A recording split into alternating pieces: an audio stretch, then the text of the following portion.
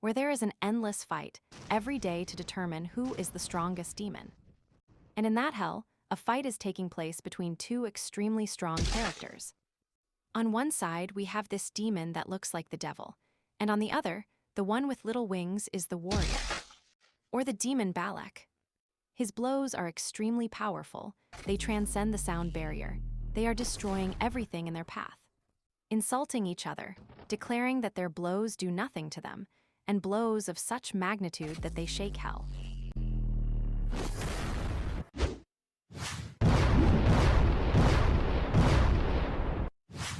After some tricks from each one, Balak gets serious. With one blow, Balak destroys the entire limb containing the right arm, and with his left hand, he pierces his entire stomach, declaring himself victorious. Every day was like this in hell, battle after battle, until that person appeared. And that person was the Demon King, the pinnacle of all demons, but he only has the desire to be able to return. His demon servants do not know why he wants to return, since he has everything in hell. He is at the pinnacle of demons, he is the most powerful, he can do whatever he wants, but the Demon King gets angry. He doesn't have everything, he has been in hell for the last 10,000 years, he has had the same view since he arrived.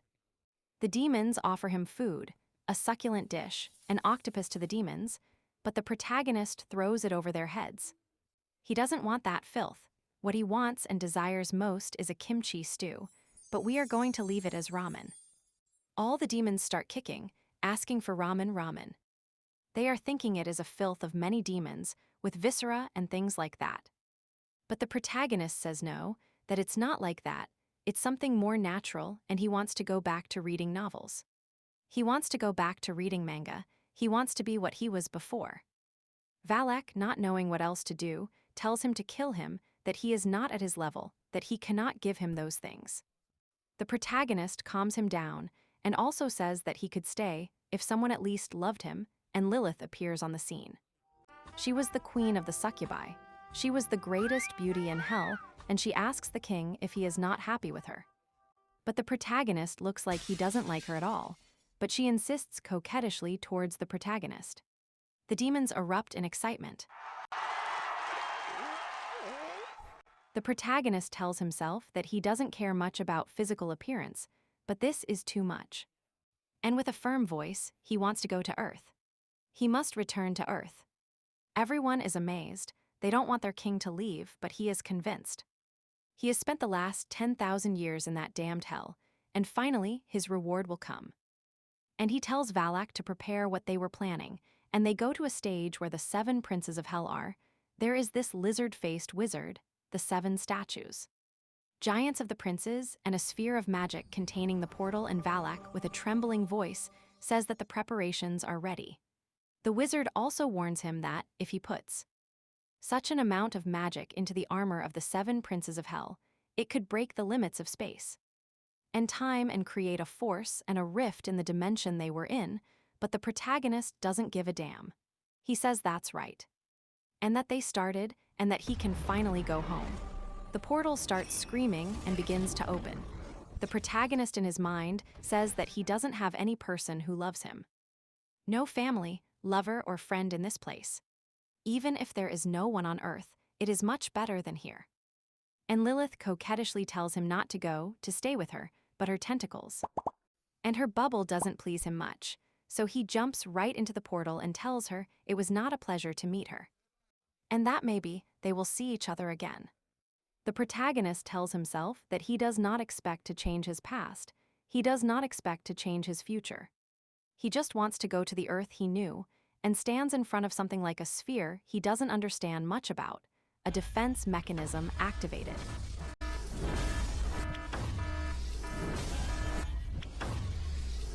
And the protagonist, after all that, passes out. Then he opens his eyes, there is sunlight, there is a green forest, he wonders if it is Earth. And his status screen also appears in front of him, showing some characteristics, and that his powers were sealed. But he hears something. It was goblins, but there were no goblins on Earth when he was around, but he would think about it later. First, he had to get rid of them, and he realizes that his stats are weak, but he still has physical abilities. So he uses the blade of the demon, knocks the frog, and splits them in half. And the goblins also start falling one by one. But the protagonist doesn't understand what these monsters are, and that there are also experience points. And it's not just stats, because he feels stronger, and he uses the gluttony skill to gather information. But there is no clue about this world, and a message appears that torments him. He starts cursing his life. There is a resource like magic that should only exist in hell, so there is a possibility that this is not Earth. He starts cursing everything. He endured 10,000 years just to want a return to Earth. But a scream is heard, and it didn't sound like a monster. It must be a human. The protagonist rushes to that place, repeating to himself that 10,000 years have passed. 10,000 years to be able to return here. He doesn't care if humans are ugly.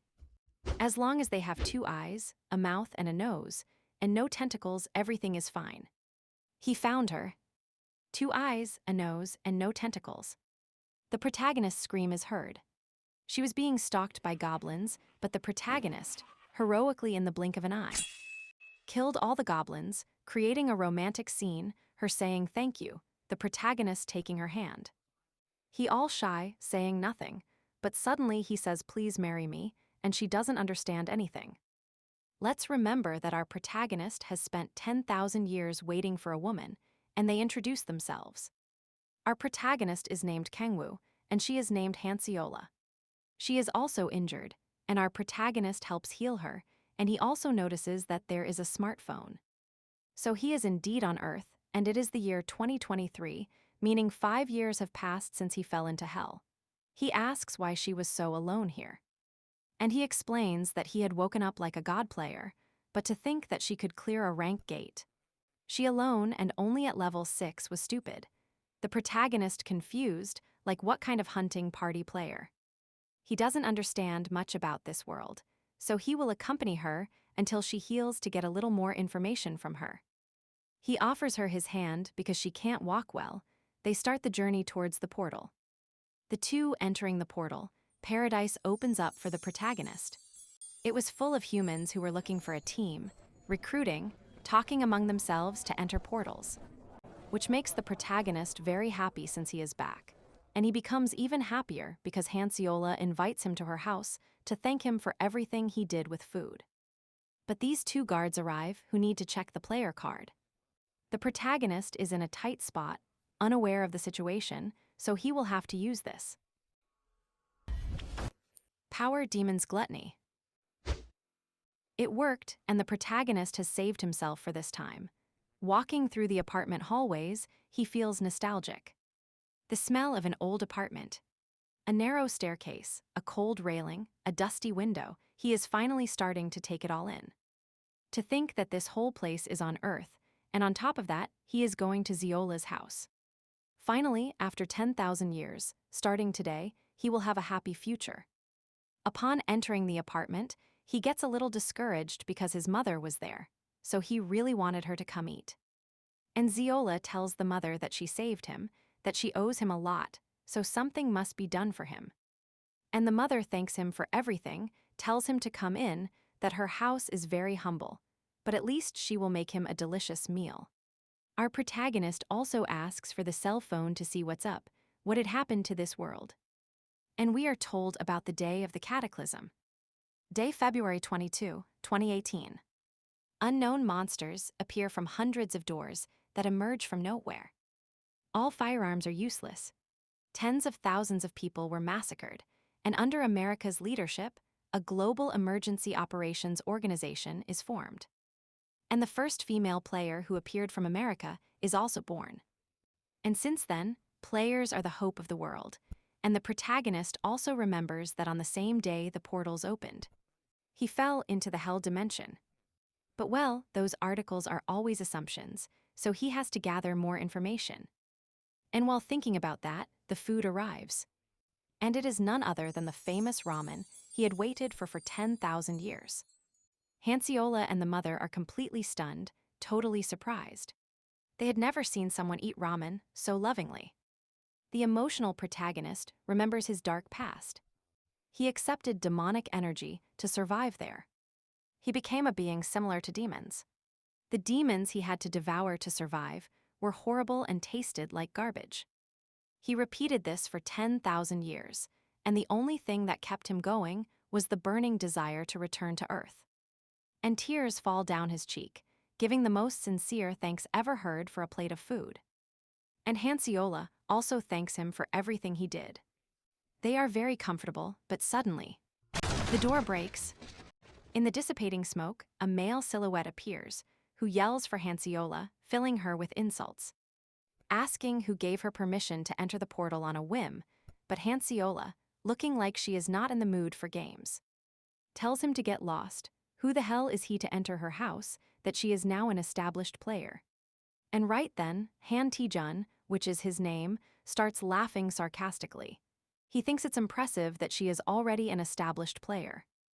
And right there, hitting the wall, he asks how a low-level player dares to claim to be a player.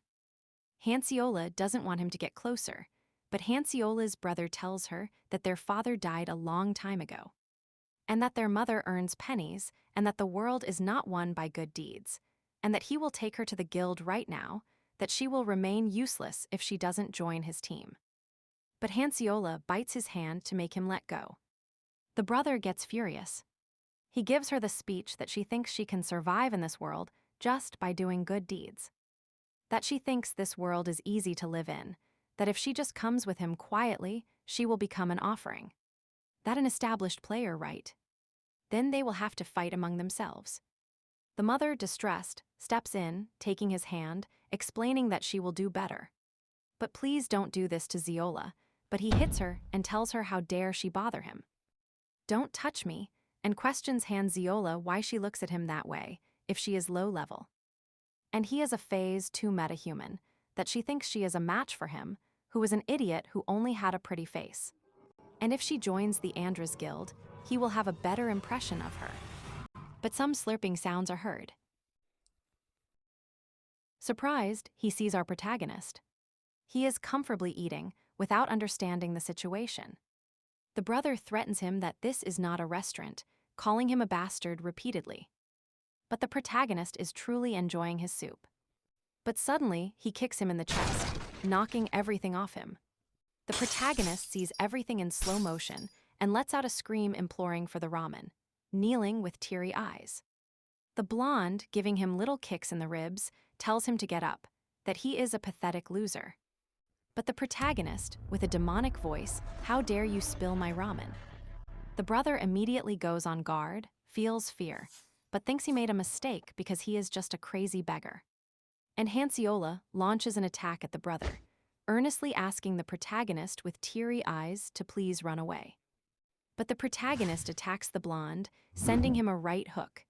The protagonist dodges and is about to send a left hook from below. That is an uppercut, but it was a feint, and he sends a knee to the ribs. The blonde attacks again, but he dodges again, and the protagonist hits him in the face. And a kick to the ribs again. The blonde manages to grab the protagonist's leg and thinks that maybe he is not so strong. But he silences him with a series of feints and blows that leave him on the ground. The protagonist, completely clouded in his perception of reality.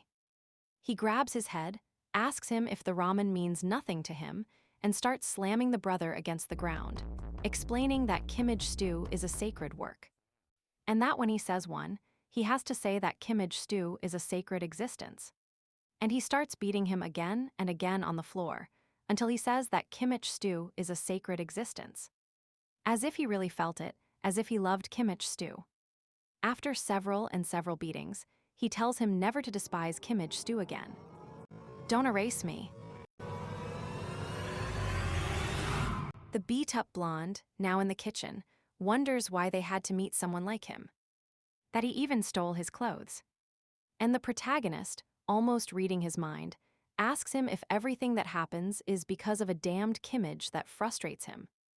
And he screaming tells him no, calm down, and the protagonist explains that sleeping, eating, and breathing calmly are blessed actions, and that maybe he will never understand. The protagonist warns him not to dare to talk about what happened in this house. The demon of Orvaz takes the target's soul, and engraves in him a fear he can never get rid of. The brother leaves the apartment, having wet himself from fear, repeating the phrase no, no, no, and no.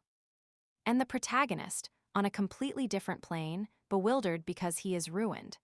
He only needs money right now, and he sees a magic stone, and the waifu passes him one, and tells him that it is rank E, that she obtained it from a goblin, but he cannot feel any of the magic he knows. But he can feel another type of magic, so the doubt arises in him. Where does the demonic energy that is the magic he possesses come from? And he tells Ziola that now he needs to collect and earn money, and if there is any support center for players nearby. She says yes, but it's not very close, and if he wants, she'll take him. But the protagonist also tells himself that, after seeing only demons for 10,000 years, finally, he has met an angel, but he has no intention of helping Ziola yet. If he continues traveling around with her, his hunting efficiency will decrease. Although this may sound brutal, it is also true. He needs to ignore everything that might hinder his abilities and concentrate on recovering his powers. Just like he did in Hell. Now on the train to the player support center, they also stop to pick up the protagonist's new ID, which has already been issued. Which was very easy, since there is no report that the protagonist has disappeared for 5 years, so his record was still there. And the protagonist remembering that 5 years have passed, and that nobody, and the waifu interrupts his memory, telling him to look out the window, that they are about to arrive. And the protagonist tells himself that from now on things will be different. They have arrived at the player support center. And the waifu also has a gift. She passes him her old phone so he can contact her later. The protagonist, with flushed cheeks, looking at her like an angel, says he is very happy, thank you for everything, and that she should stay safe. Now inside the center, he passes his ID to the machine, which confirms his identity. And it gives him number 18 in line and tells him to go to the waiting room. In that room, there are many players who talk about getting rank D, which is not bad. Rank B, which is superior and very good, but they achieved it in their second trial. But that their ranks are not even close to the ankles of the 5 great masters of the guild. And that they have even heard that you can be observed by the 5 great masters if you become rank S. And the protagonist Googles the 5 great masters. One is named King Hee-yoon of Mir, another is named Cha Jong-ho of Red Rose. Another is named Big Kangjayan of Hanul, another is named. Damn it, what kind of names are these? Hun Hyan-ho of Sanurai, and the last one is named Cha Min-hyuk of Onyuri, and that these 5 formed the best guild in Korea. And Lee tells himself that he has to recover all his strength, as there are possibilities of meeting them. And just then, they call him to check his strength on the magic crystal. They explain that he has to place his hand on the crystal, and when he uses his power, it will change color according to his rank. The color will be darker the greater his power. The protagonist is a little scared. He doesn't want them to find out he is strong, and he has a bad feeling. The young lady announces that he can now remove his hand, that he is rank F, the lowest of all. The protagonist in his mind thinks that he understands that his powers are sealed, but to be rank F. He doesn't understand, and that with his rank, he can only enter doors of the same rank as him, that he will get an E-rank player card. And he can only enter superior rank doors with an accompanying tutor, and he asks himself what he must do to increase his rank. Since it is too low, they give him the card and he leaves, thinking that opening portals and collecting magic crystals to sell is the best option. And the young lady who quickly leaves him assumes he is surprised that his rank is low, but he will die easily if he enters a higher rank door. So it is better that he obtains rank F. But at the same time she speaks the words, the ball starts taking on a dark color. And she doesn't understand what is happening. Definitely, the ball was rank F just now. The ball breaks from so much magic power, and it's impossible for there to be a black color, because even the color of beak, who is rank S, was a dark gray color. That implies to us that our protagonist is overpowered. The scene changes to where the portals are, and there are many players who ask if there are mages. If there are healers, a thief is sought, thieves are not accepted, only ranks D and F are accepted. Rank D and above if there is a tank, but the protagonist avoids all that and goes directly to the official. Because remember that he had been given an E-rank license, and he asks if he can enter the portal. The protagonist enters the portal and is pleased because he thought it would be like hell. But it is not like that, so he will start looking for the first monsters to gain experience. But a shadow behind him says, "Hey bro, are you hunting alone in this gate? Did you have a second awakening?"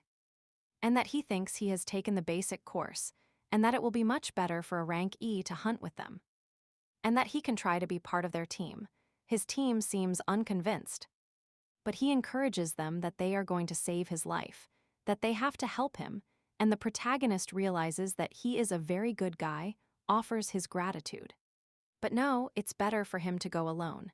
The giant introduces himself, and his name is Kang Tiso. And that he is the same age as him, 24 years old, and insists that he be very careful because this region is inhabited by goblins. But to be very, very careful with the hobgoblin, which is the strongest and largest of them, which is a boss monster that is on another level compared to other normal goblins. So he must flee at all costs if he sees it. After that, they part ways with the best intentions. And the protagonist says he is better off alone, so let's go. He finds goblin tracks, says there are a lot of them, they must be around here somewhere. And indeed, here they were, he found them. He found the big prize and he starts slashing, mutilating, massacring all the goblins that appear in his path with his incredible power. Speed and strength, he is finishing them all off. Even the goblins start to get scared, and there are too many of them. And he laughs because of the food, wiping his forehead.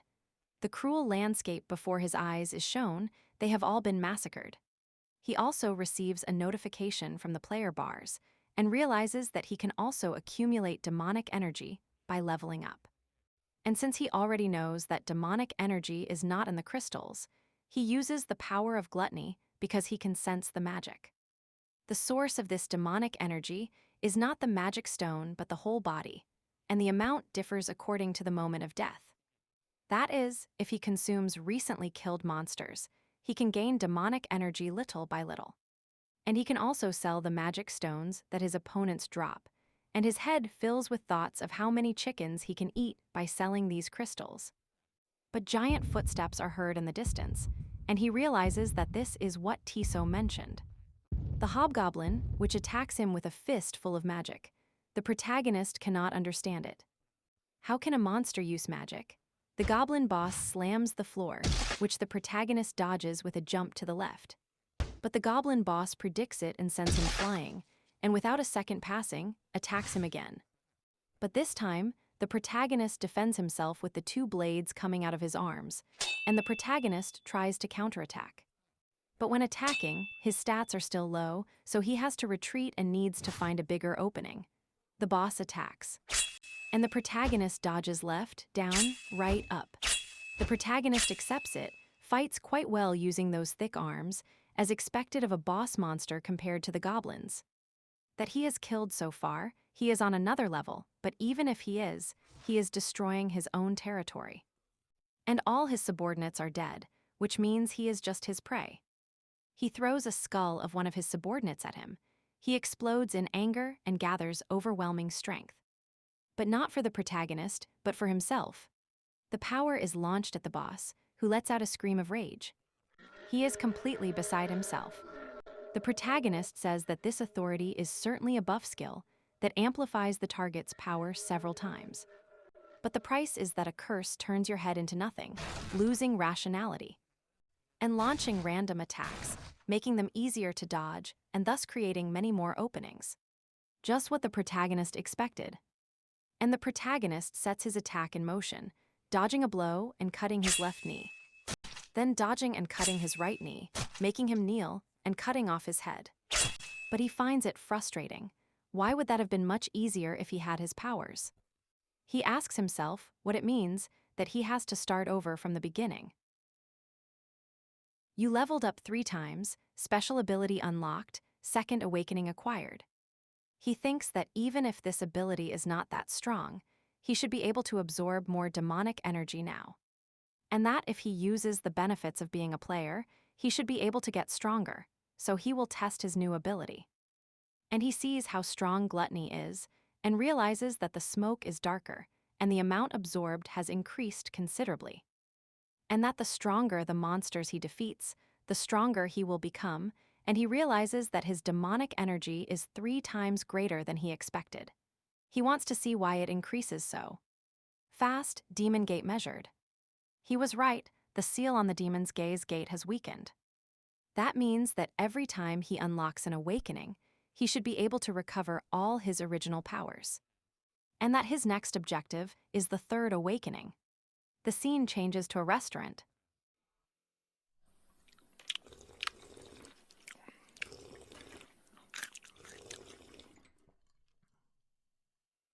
They are talking, and they ask the protagonist if he has friends or family, and he says he has none. No friends, no family, not even a house, and that he actually has nowhere he wants to go. And the waifu tells him if he would like to stay at her house, and that she doesn't understand how much he has helped her. And the protagonist accepts her offer and tells her that he has to give her something. He passes her about 3 million won, being fully aware that it is not the right time for her either. And that she doesn't need to feel pressured, that she has also helped him with food and with lodging, and that he should consider it a fee for everything she has given him. He also asks her if there is any rank D door nearby. She has never been, but she knows one, which is full of lizard men. The protagonist, now in his bed, is comfortable. He hasn't felt peace in the last 10,000 years. Comfortable. He repeats to himself that returning here was a great decision. The next day, our protagonist is again trying to re-enter the portals, which are full of players who want to invite him to their team. But the protagonist is uninterested, so he enters the rank D door at once. Remember that he already leveled up. He uses the power of silence. He remembers that lizard men are sensitive to sound but do not have great vision, and they told him to approach silently because they could attack him all at once. And that they are also sensitive to fire. So the protagonist attacks 3 that are exposed with the power of infernal fire. And it is revealed to us that this infernal fire will never go out unless he wants it to go out. And by burning only his physical body, he can also use gluttony on the corpse, meaning it was the best way to gain levels in that increase. And just then more lizards arrive, which he burns again. He realizes that he is making a lot of noise, and if more come in a swarm, it will be much more difficult for him. So he uses the power of silence. And that he doesn't need to have so many, he just wants it to be quick and easy. He finds that it is the best, but he realizes that he is progressing much slower since reaching his highest rank. So he must hunt more in groups. A small interruption to tell you that if you are enjoying this type of content, please like, subscribe, and let's continue with the video. But suddenly, an invitation reaches him. They ask him if he wants to be part of their team and join their hunting guild, that they are from the Andras Guild. And the protagonist, as humbly as possible, tells him he is not interested and leaves. But the group of 5 people dislikes the protagonist's idea and behavior. They think he is an arrogant beginner, but he doesn't back down. So they must show him what a real lesson is. The protagonist is burning the lizards, thinking that maybe he should risk a little more. He must hunt in swarms, and the small group appears again. They are checking that he is alive, that their new team member is hunting well. The protagonist expresses that they shouldn't worry about anything, as they can see he is hunting very well alone. The group leader states that all he can see is that his clothes are fine, and there are no corpses in sight. And that he doesn't like his attitude towards him at all, and the protagonist tells him that his nonsense is starting to become annoying. The group gets tired of his bragging, that at most the protagonist is rank B, and that he will regret it. They are going to teach him what manners are, and they will see how long that hypocritical smile lasts. They ask the protagonist if he knew that lizards are sensitive to sound, and with their own weapons, they start making screeching sounds with metal. The lizard starts making noise, they are coming, so prepare the barriers. And they ask the protagonist again what he is going to do now. To play by sound, there are a few dozen. Isn't that too much for an arrogant fool like you? That if he kneels, they will help him before they catch him. And why isn't he talking? Is he so scared that he can't speak anymore? But the protagonist, taking off his stuff with both hands, wondered what he had planned. And if he is going to do this nonsense, he has to do it really. He has to go to the end.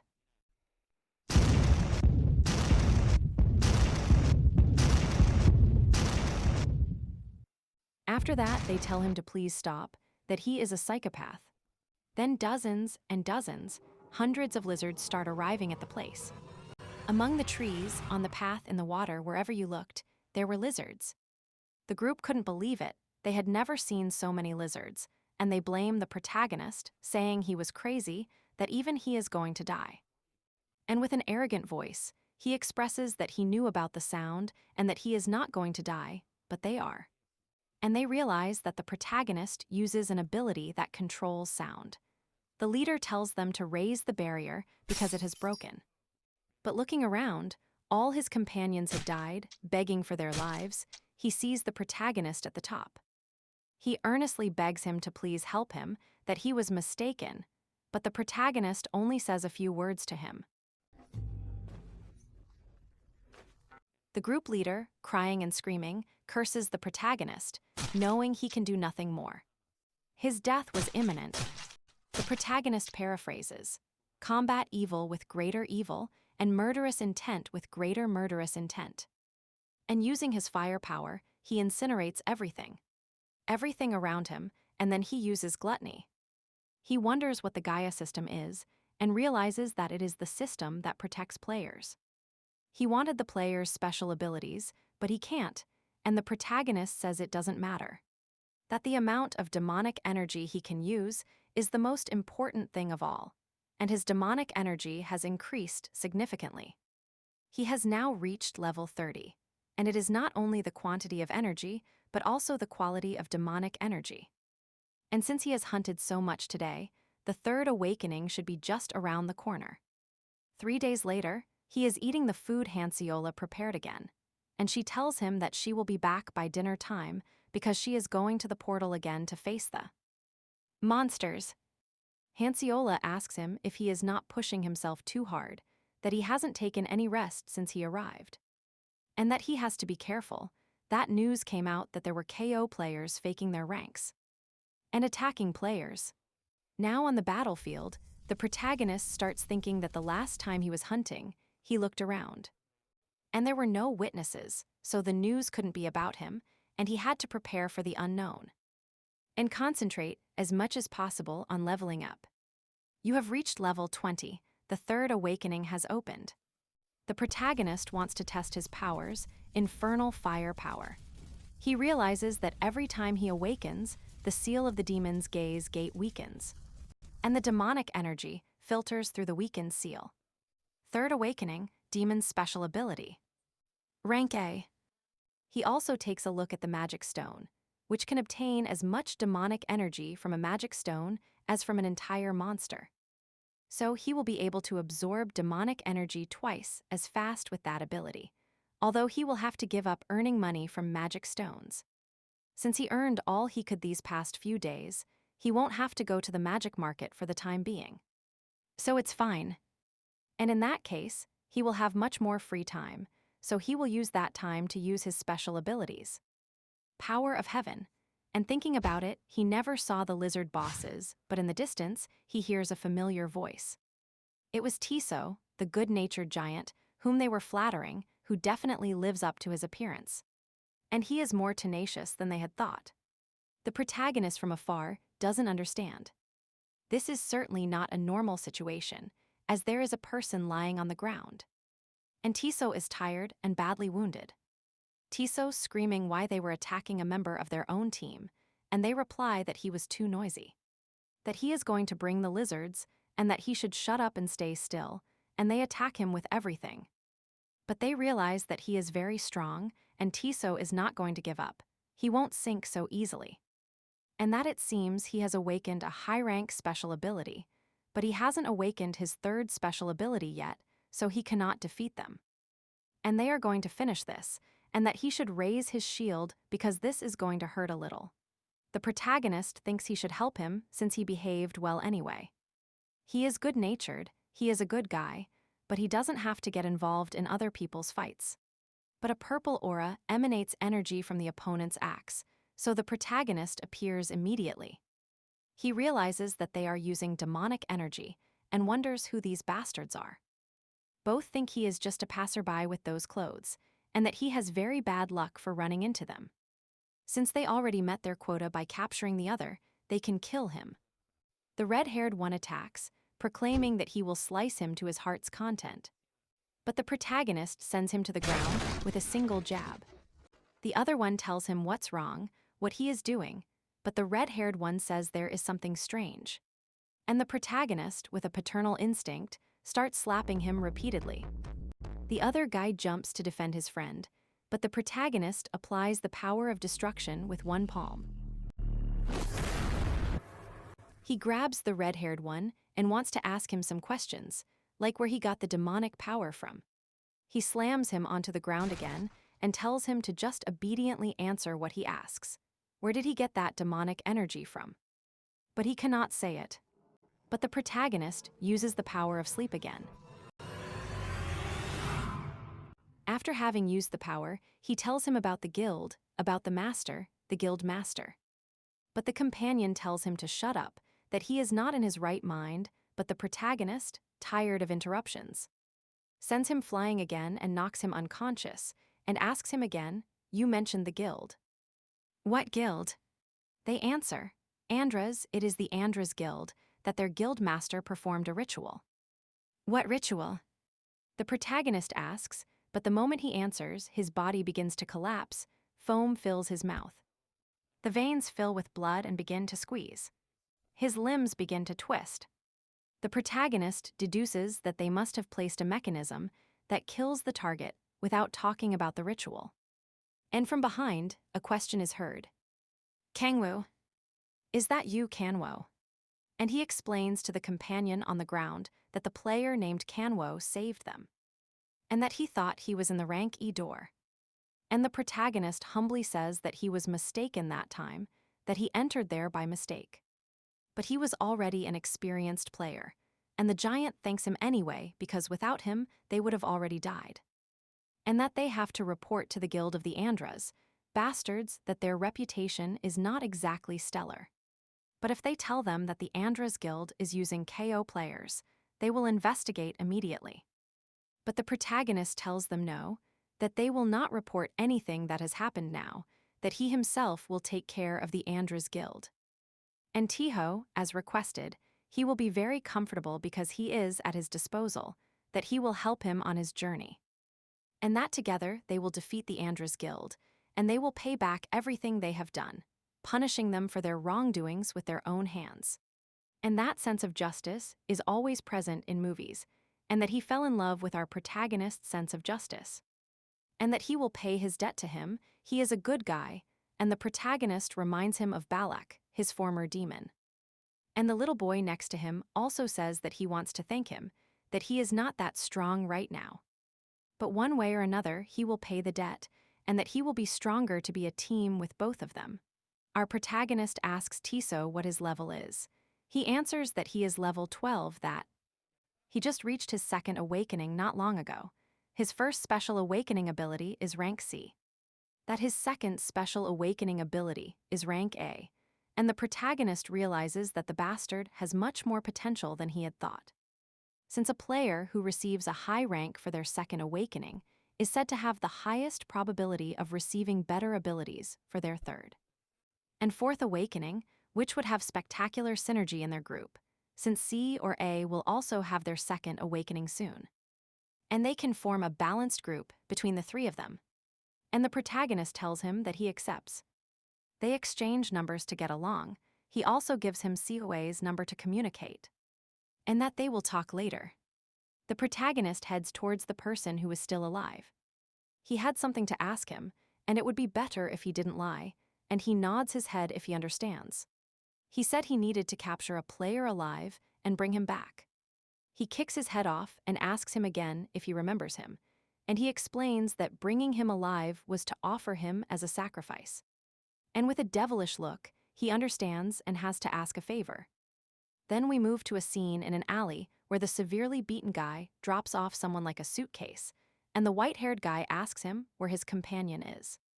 But he turns his face away and tells him that he died, that along with him there was a high-level player. And that is why he died and is so beaten up. The white-haired one understands and tells him that he feels a little confused, but at least he brought the product. It is fine, it is in good condition, so he can proceed to the feast. But he says no, that he does not want to enter, that he will not be part of the ritual, and that he will leave immediately.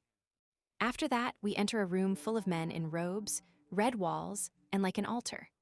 Very similar to a church, but more like the dark arts. They tell the boss that they brought the order, that it is ready, and that he should not delay any longer because there is not much time left, so they let him in. All the subjects begin to praise, shouting in the name of the great Andras. The boss asks them to prepare the magic stones. It was a lot of magic stones that were in a chest, and since the people who brought the sacrifice were not there, today's baptized person would be the boss himself. Baptized refers to who is going to receive the demonic energy. They begin the ritual. An enormous rift begins to open above our protagonist. It is explained that the demonic energy from the crystals cannot actually be transferred to a person. Since the demonic energy is very strong, then when it is passed directly into the body, the person dies. So the sect performs the ritual, transfers the energy to the person who is going to die, and when they die, they drink the blood. And thus they can have the demonic energy at their service. And that night's sacrifice was spectacular. His body could withstand 5 times the demonic energy of a normal person. In fact, he could withstand up to 10 times, no, up to 20, no, up to 30. But why? Why doesn't the demonic energy stop? Screaming desperately, the boss tells him to stop, to please stop, that it can't be possible. And the protagonist gets up. That impulse allowed him to gain 20 statistical levels. And if they can do the ceremony one more time. The ritual boss shouts bastard and attacks him with a fireball. The protagonist dodges, but they throw one, then another, and another, and another, and another more. But for the protagonist, it was insignificant. And why are they all standing still? Attack him all together. Everyone tries to attack the protagonist. But as we all know, it was useless. But from an angle behind, the deranged one was going to incinerate the protagonist. He doesn't know where he came from. He doesn't know how he can wield demonic energy. But there was no way his power could be greater than his. But the protagonist, replicating his power 10,000 times more, says something like this. And the guy, with no other alternative, starts flattering him and begins to say that he is the great Andras, that he is the reincarnation. He tells his subjects to bow their heads, that this is the moment. That they have been waiting for. He will be the one to guide them to eternal life, but it is clear that he is lying so as not to die. And the protagonist decides to play along and starts acting like a god, who is the king of all demons. Who was the king of fire of hell, of Andras, who has finally been recognized, and he tells all his subjects to leave. That he wants to speak alone. Now alone, the protagonist tells him to stop pretending, that he knows very well that he doesn't consider him Andras. And to shut up, that he is going to ask him some questions, and he has to answer only with the truth. Like how he learned to create a rift with magic stones. He explains that there was an extremely strong person who promised them unlimited power. He just followed orders without knowing anything. He only longed for power. He knows nothing about that guy. His orders only arrive by email. The protagonist, once again, performs the little spell trick to traumatize him, so he gives him the most information possible about that bastard. And he thinks it was a more arduous day than normal, so he is going to rest at his little house. He arrives home, and Ziola is very upset. He had missed about 50 calls and hadn't answered, and she was very worried about him. She had also prepared his favorite food and had something to tell him. She had had her second awakening, and the protagonist thinks that at this rate, they will be a great team. She tells him that, and he tells her that for the moment, they cannot go together, since he is at a very advanced level for her. But he has a friend who can go with her, so they will have to get strong together, and now with the dish served, the protagonist is happy. He doesn't know who they are, he doesn't know why they act like this. But he will protect Earth, he will save this world no matter what. The next day, the protagonist is at the player support center. He is trying to get the rank C card. But processing it takes a day, so he is going for a walk, and now that he thinks about it, he hasn't had a break since he arrived on Earth. He knows nothing about that world. He wonders what he should do while resting and sees a peculiar little place. It is in a gamer internet cafe, where he can order food and also play. He is going to play a game called Rhythm Legends, which I think many people know. He starts playing and messes everything up, but he thinks he is doing everything right. He writes in the chat asking them to learn from him, that he knows how to play very well and gives some advice. He is eating and doesn't notice that they are cursing him out in the chat, but he is happily eating. And a scream is heard. "Stupid bastard, why are you playing like that? Why did we have to get a noob in our match right when I was about to rank up?" The protagonist understands nothing and looks at her like, who is screaming like that and why. And out of the blue, for free, she tells him that she feels quite bad about the match, so don't look for her. That she should leave, that she doesn't feel like fighting. But she sees that the troll in her match is the protagonist and repeats to him that it's better if he leaves immediately while she is being nice. And she tries to grab him, but the protagonist easily dodges her. She tries again and again and again and again and again and again, but she can't. She asks him if they sent him from the Mer Guild, that he shouldn't dare lie to her, but the protagonist ignores her. And he leaves. She follows him but shows her license and tells him to stop bothering her, that he is a beginner, so he should be nice to him.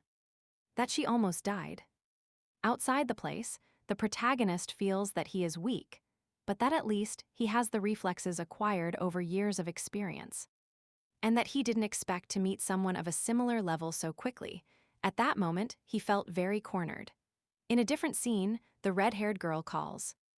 Her contacts and thinks she has found a worshipper of the demonic religion who seems to be hiding his identity. But he is very suspicious. He is too strong to be a rank D, and based on those reflexes, according to his skill level, it could easily be the manager or the leader of the demonic religion. And that bastard is definitely stronger than her.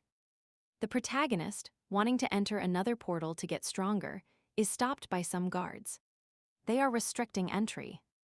Only people with rank C and in groups of A5 can access, as a boss appeared inside the portal. And when the boss appears, solo play is prohibited. The protagonist realizes that rank C gates definitely emit a different atmosphere than lower ranks. The equipment is much nicer, the inspection is much stricter, there is an atmosphere of uncertainty, anxiety, fear, and expectation, and the protagonist knows that adding a spoonful of rage would be completely perfect for him to enter the portal.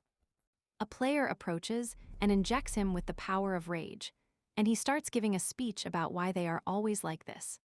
That even in middle and high school days they were beaten up by bullies, but by being players, they finally possessed a light of hope. But at this moment, they still have to submit to the will of the monsters. Another one jumps in saying he is right, that he can massacre them all. Another one further away says he won't forgive them, that the sons of bitches killed his brother, so he is going to kill them all. And a riot begins among all the players and teams that were behind the portal. The guards had never seen people so animated about facing a boss.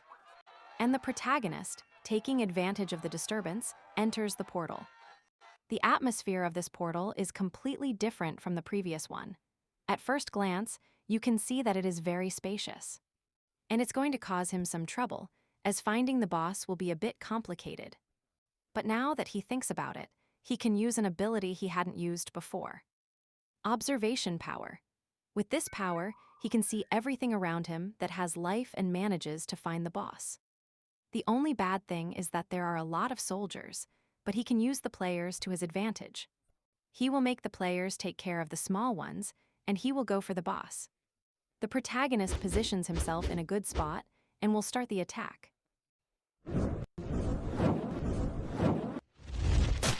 The protagonist is surprised. The boss died from a single shot, and he thinks the boss was very weak. But he realizes that no, he was strong, but he was at a totally superior level. He was going to hunt as safely as possible, but he is going to change his plan. He feels totally powerful. And he attacks all the trolls nearby. In a single second, the protagonist goes from behind the trolls to in front of them, making a cut on each of them. Using the power of the blade, which causes internal explosions, and for having killed that group of trolls. He levels up 2 times and has acquired a rank of ability, and he will test it on the next ones. Dropping a drop of blood between his nails, an expansive wave of demonic blood begins. And whip cuts start to appear and sever the trolls. But although he used the gluttony skill, he also used all his powers and crystals to level up. He could only go up 2, and as expected, the more levels he has, the harder it will be to level up. So the best option for the protagonist is to kill the bosses. The crowd that had entered earlier is totally disappointed. They didn't find the boss, they didn't find many trolls. The portal was almost empty and without experience. They couldn't earn any money or any levels. Obviously, because the protagonist had defeated almost everything. And everyone goes back to complain to the guards that they hadn't calculated correctly. And the protagonist also sneaks out of there.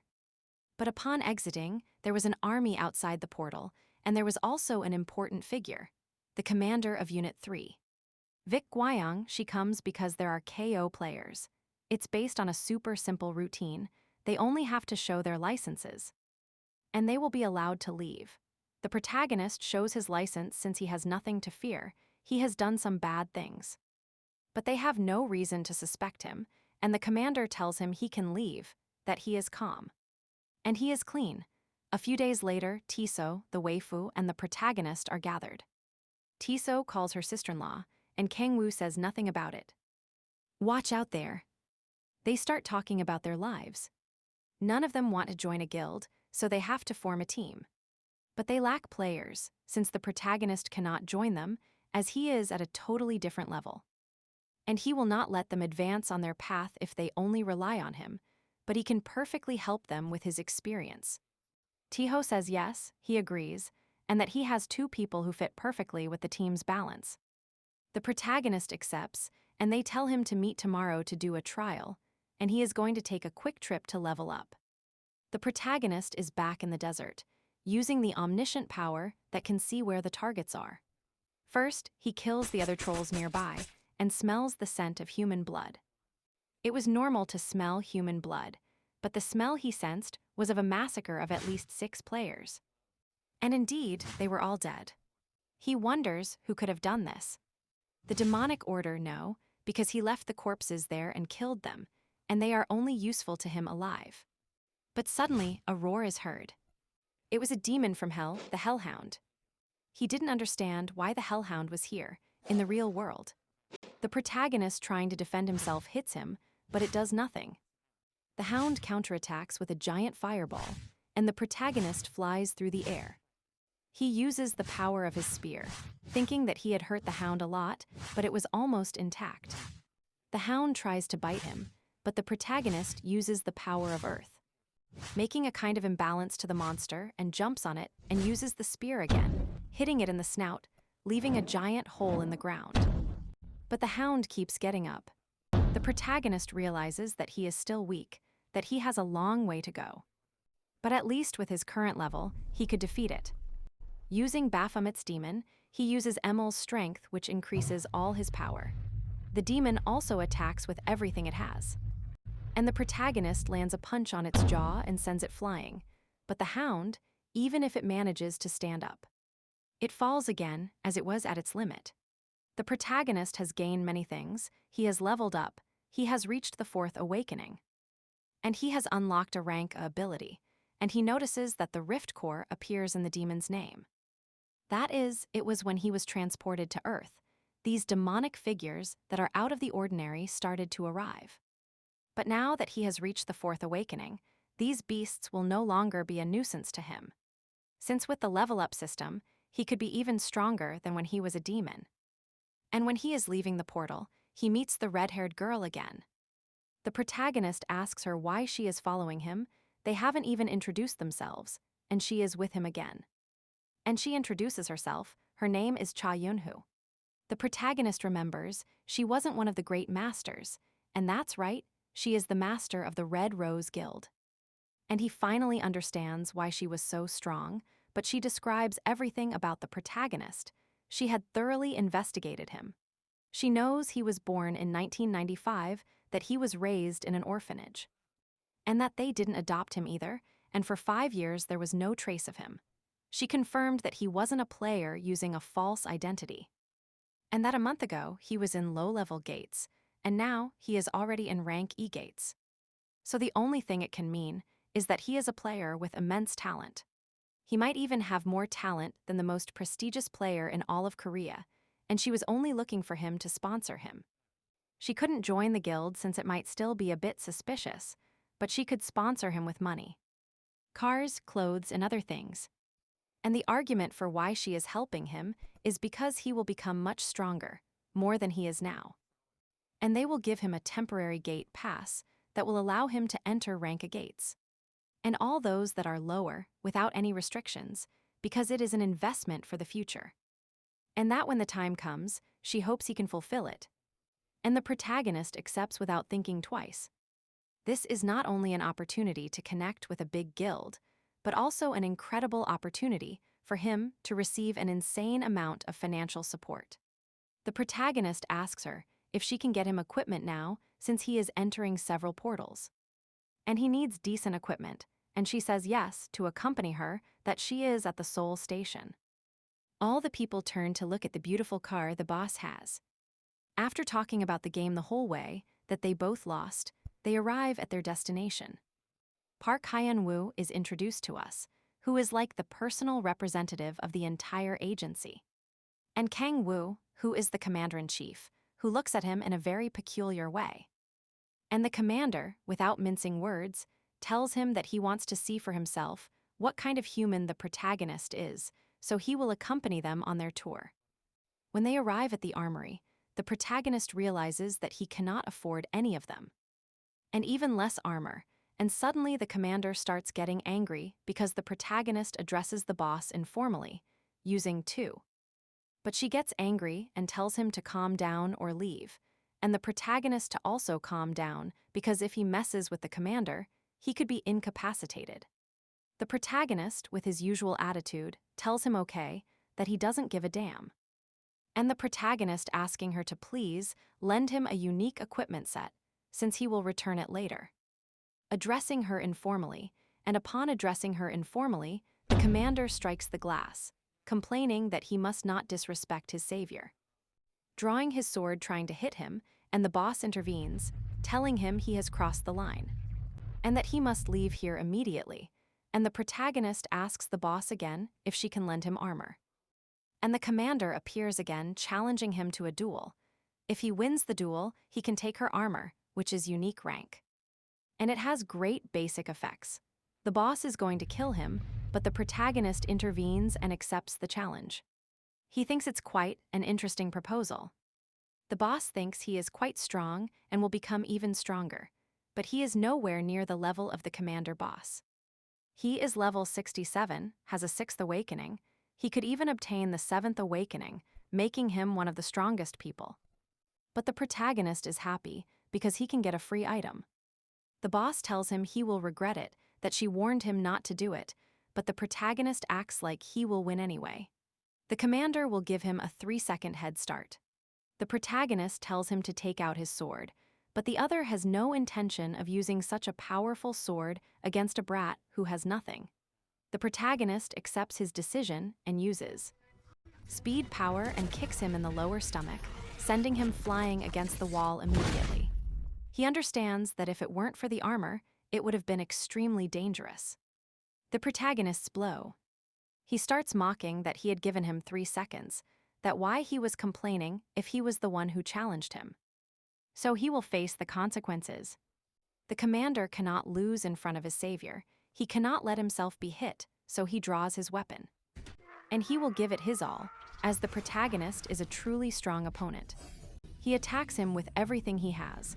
The protagonist accepts that he is certainly not weak at all. but that there is no need to have a head-on fight with him. And he uses the shadow ability, which makes him disappear from the opponent's sight. And placing his palm behind his back, he tells him he is lost. And he uses the authority of the waves, which incapacitates the poor commander, and repeats to him with arrogance. He is much stronger than she thought, and he is happy with his new armor, but it doesn't fit his size, so he asks the boss to please fix it. She accepts without major complications. After the protagonist leaves the premises, he thinks he is not human. How is it possible that a player who started playing 3 weeks ago can defeat a person of rank E, and that at this rate, a world ranker player could appear in Korea? It is explained to us that there are 8 world rankers. They are known as the strongest players. And not only of one country, but among all the players in the world. And currently, there is no one from Korea. Once beat Kang Hyun, who had the most potential of all and was rank 1 in Korea. He wanted to join, but he was unable to become a world ranker. The protagonist on another plane is looking at his stats and realizes that his demonic energy is above everything. It is not saying that strength, dexterity, and stamina help, but his demonic energy is far above normal stats. And that is why he can face rank E players, and if he continues on the same path, he will be able to continue reaching his 5th awakening. The next day, he meets Tiso and his group, and the 2 people he had in mind are introduced to us. He is named Kim Seon-hyun, who is very handsome, and the little girl is named Choi Yoon-bae. As time passes, they begin to get to know each other, exchange curious facts about each other, and compliment each other. They start having a very good connection among them. The protagonist thinks his team is not bad at all. It is very balanced. They have a tank, a mage, a healer, and a swordsman, meaning it is perfectly balanced. They will go to the battlefield to see how they do, and he will only intervene if he thinks it is dangerous. The trolls attack, and Tiso defends with his shield, and while containing them, the mage casts a spell and warns that there are 5 more behind them, and the tank comes to the rescue. The waifu powers up and casts a spell on the trolls, and when they are all stunned, Zhejiang pierces them with his sword. And the protagonist, watching from afar, gets a little impatient. He will give them some advice. Tiso has very good reflexes, but he is wasting too much strength. From the beginning, he was attacking the trolls, and his role is purely defensive. He tells Ziola that powering up was very good, but attacking was the least indicated, as her powers are not that strong. And she has to use her mana to help her team as much as possible. The mage did well, but she can't run away if it chases her, and for Zihan, he had absolutely nothing to say. He is fulfilling his role perfectly. It is impressive.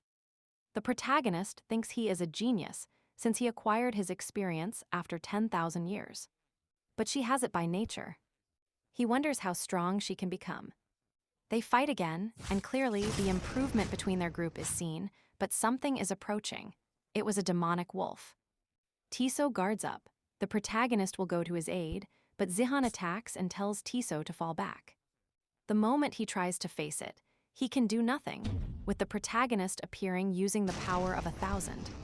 He manages to defeat it with just 1 blow. Everyone is surprised that the protagonist is horribly powerful, but what bothers the protagonist is how powerful Zhang can be. He is too much to just call it talent. And he will use his omniscient power to see what's up, why he is so strong, and clearly he has something special. His rank is that he has an ability that can discover what is called God of martial arts. He also has another called the Protector of the World. Literally, if Jaehan is the protagonist of a series. That is why he is so outstanding, and Zihan doesn't seem like a bad guy, so he could control him in one way or another. The protagonist says it's too much for today, that they experience some situations that could stress them out. So they should go rest, and he will set his plan in motion. He tells the waifu to go home, that he will arrive a little later, but not to worry. And he meets Zihan, who is waiting for his transport to go home, and asks him to please accompany him. They meet in an alley. Zihan asks what he wanted to talk about, and the protagonist hits him and knocks him to the ground. Going up over him, he explains that he wants to be his friend, but they have to form a more important bond. He uses the subordination power and tells him to relax, that he won't remember anything about this event. That in his daily life, everything will be normal. Only that he will be his subordinate for life will change. Ziheng wakes up an hour later, thinking that his attack against the wolf left him badly wounded. And that's why he passed out. And it is revealed to us that he plans revenge at all costs against the Merguild and the character Kim Jong-un. The protagonist admires him from afar, thinks he is an important piece in his story. He will have to have the most help possible since he is unfamiliar with this world, so one more subordinate is ideal for the fight against the demons, so he will help him as much as possible. And that he trains hard and gets stronger. The next day, the protagonist wants to enter a rank B portal to level up. But it is full of guards, full of players, full of cameras since the portal is somewhat dangerous in which the beast inside has not been identified. But 10 players have died. Therefore, the portal will remain sealed until they find more information, and all the information they possess is that it looks like a lion. And it has 5 legs. The protagonist knows what demon it is, but that demon possesses a special trait that, unlike all monsters, is very rare. Since regardless of size, if it consumes 5 preys a day, its stomach gets full. After that, it doesn't attack. The protagonist gets nervous thinking about it since he experienced it firsthand. But if there are 10 victims, the buffer will have eaten 5. Then it will have eaten 5 more, and all he has to do is reach 5 random monsters. And kill them and bring them to him, so with his plan ready, he sets off, first calling the boss to let him in. She tells him it will cost him a lot of money, but she accepts to pass the cell phone to the person at the door. All the reporters start murmuring about who he is, why he is so important. He must be too strong to have that level of influence. And he is from the Red Rose Guild. They have discovered a new contender, and everyone is even more surprised because he is going to enter that gate alone. Then a group of strangers arrives behind him, passing by saying that surely they can also enter that gate. He was the rookie that the Mir group was promoting. They had many bets placed on him. Since he had only been a player for 3 months and was already in a rank B gate, he starts speaking mockingly to the protagonist, telling him that he is going to die, that they are destined to die. They are fresh meat, and he is only there because he is a mutant and thinks he will become famous. But the only thing he will do is die, and they will enter with him because he will be an investigator while they fight. But that he should not interfere because he will only be a nuisance. The protagonist just nods his head and tells him thank you, that he was very scared to enter the portal alone. And he counts them 1, 2, 3, 4, 5, and it seems one is left over. The group doesn't understand him. He is supposed to react differently. Now they are going to think they are the bad guys, so they decide to enter with him, making a friendship, so to speak. Once inside the portal, the protagonist acts innocent, like thank you for coming and things like that. But the group hates him. They don't understand if he is stupid or very kind, as they were sent to make them hate him. So that there would be a war between Red Rose and them, but they believed the protagonist didn't understand that. After walking for several minutes, they still haven't found the monster, and the protagonist uses the omniscient power. And he realizes that the monster has been stalking them for several minutes, but hasn't taken action yet. And that he was right. The monster was hungry, so he was going to help it so it could start. Using the temptation power among his companions, laughing and saying that he remembers that they had told him he was an idiot destined to die. Well, for them. Exactly what they said will happen. The monster enters the scene, piercing one of the group members from end to end with just one claw. They try to defend themselves with a group attack, but it does absolutely nothing to it, and the monster finishes off another one of them. They try again with a thunder attack, but again it doesn't work, and the monster pierces 2 more companions. This character is totally traumatized, begging for help, saying they haven't even scratched him. But the team leader still hasn't given up the idea that he can win, so this will be his last attack. Igniting in mana in the form of purple lightning, he attacks, but it does absolutely nothing to it. And the monster eats the last participant of this team. The protagonist above the monster giving the speech that with this you are full. 5 a day. After devouring 5 preys a day, it is completely satisfied. It never moves unless attacked first. It's something simple, even trash like him can understand it. And combining the power of the mists and the power of hell, he creates a spell he hadn't done before. And it is called the Powerful Strike. He applies it with his demonic power called Seer, which is a rank S ability. The entire spear is composed of that power, and he embeds it in the beast's snout, and because of that power, the beast begins to burst from the inside. And he has successfully defeated the mutated monster and has leveled up 6 times, and upon reaching level 40, the 5th awakening has blossomed. And he has also gained an ability called Extreme Delay, and the protagonist is surprised, since it is a power he didn't even have when he was a demon king, and that his predictions may be correct. In this world, he can be even stronger than before, and he thought he had already quenched that greed for power. But he was wrong, and from behind the phrase is heard, "Who the hell are you?" And he realizes that the boss is still there, badly wounded, but remains. The protagonist wants to understand why they treated him like that, and who sent them, because even if he was the biggest braggart, no one would act like that on their own. There must be someone pulling the strings from above. And the protagonist asks him if he is not going to talk, and he breaks his face with a kick, and they tell him everything. It was Kim Jong-un, who once dated the boss. And the boss flatly rejected him, so he hates the Red Rose Guild and also needed to change the image of the Mir Guild and reinforce the idea that it is superior to the Red Rose Guild. He shows a picture, and he looks a lot like Zihong. And he tells him that he is not going to kill him, but he really needs some of that help. The reporters see 2 people coming out of the portal. The protagonist acting, asking for an ambulance, saying please help the gentleman's son go. He is very badly wounded. Everyone is asking what happened to the other group members, and what happened to Sun Tzu. Why he was so badly wounded. The protagonist explains that the other participants died, and the only ones who survived were the 2 of them. The mutated beast was incredibly strong, and in an instant, it devoured all the people who were there. And the brave Sungso told him to run away because he couldn't stay there. If the monster managed to get out of the portal, it could hurt people.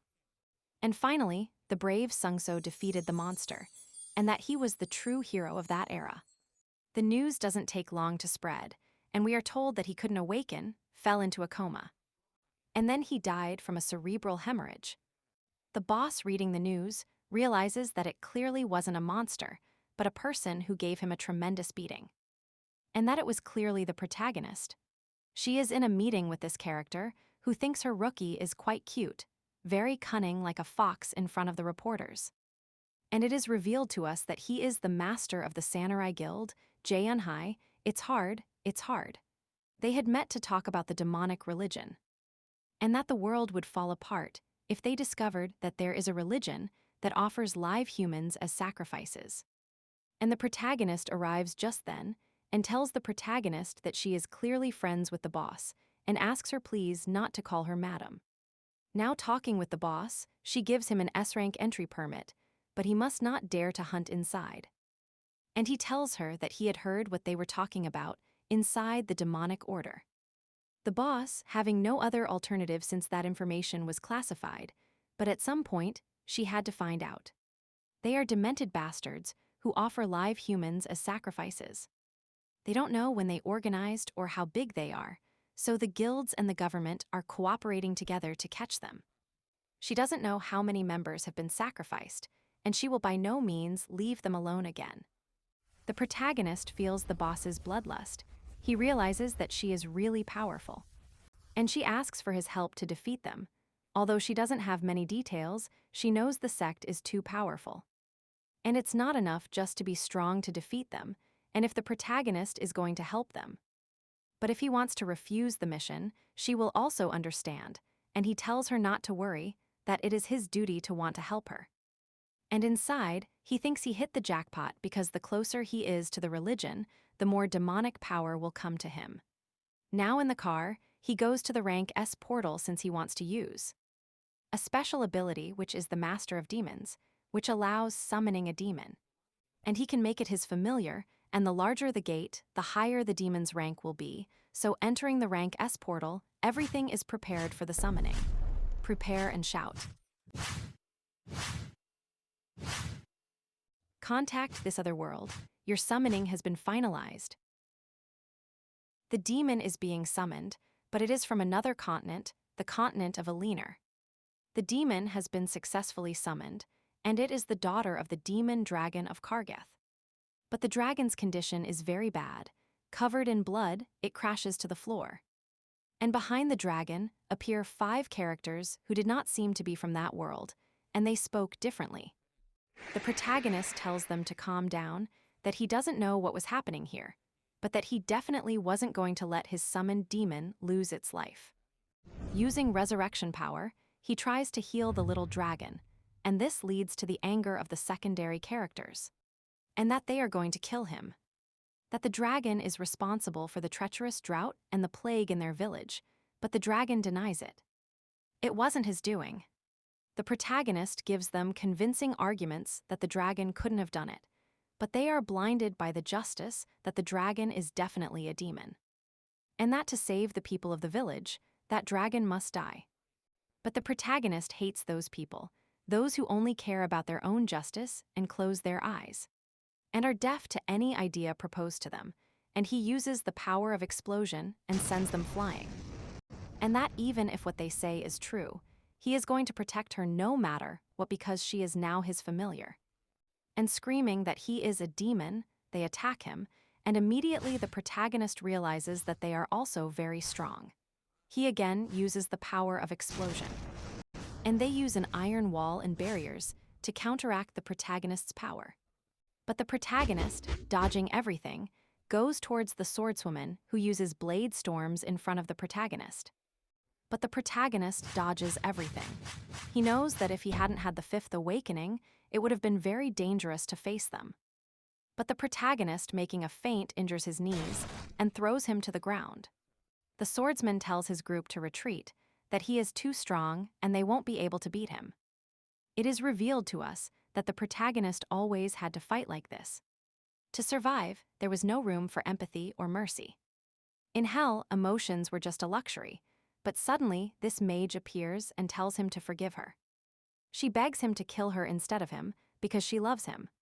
That she regrets the situation she tells him this in, but that she will do anything to keep him safe. And the protagonist continues that. What do I care?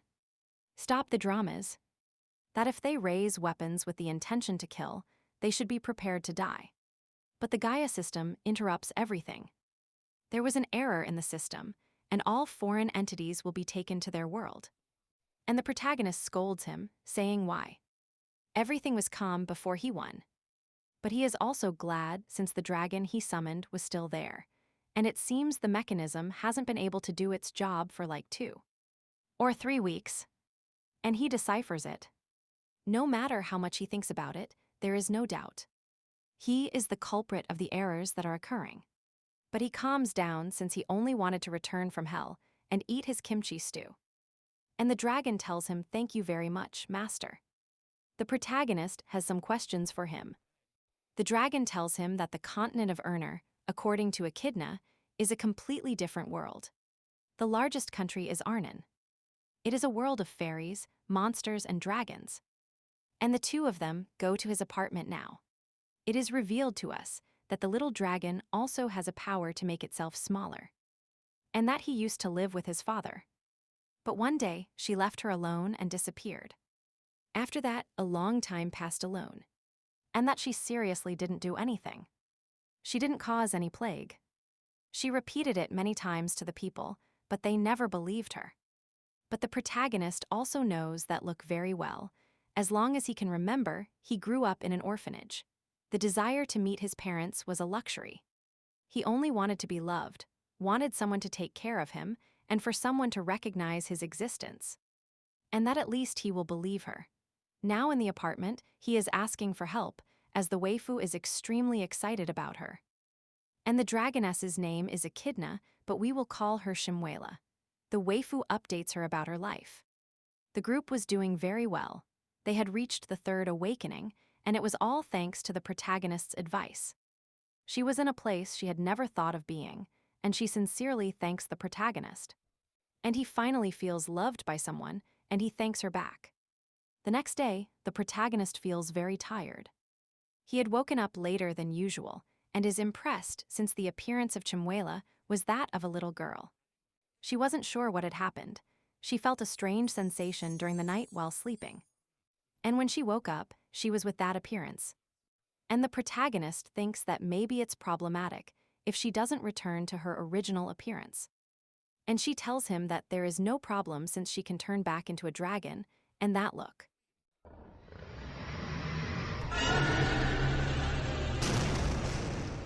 After the event of breaking the apartment, the two calm her down. They tell her nothing happened, that the mistake was theirs, but that she shouldn't transform again in confined spaces. And that the little girl's appearance was fine, since they could take her to various places, and the waifu is going to take her to buy new clothes. While the protagonist has to take care of some matters today. Now at the establishment with the boss, he explains that he had pulled a familiar from another world. And that he had met some people from a leaner, and that through the Gaia system, they had sent him back to their world. And the boss immediately understands that he wants an ID for the familiar, and the commander of the army, Beek Guion, also appears at the meeting.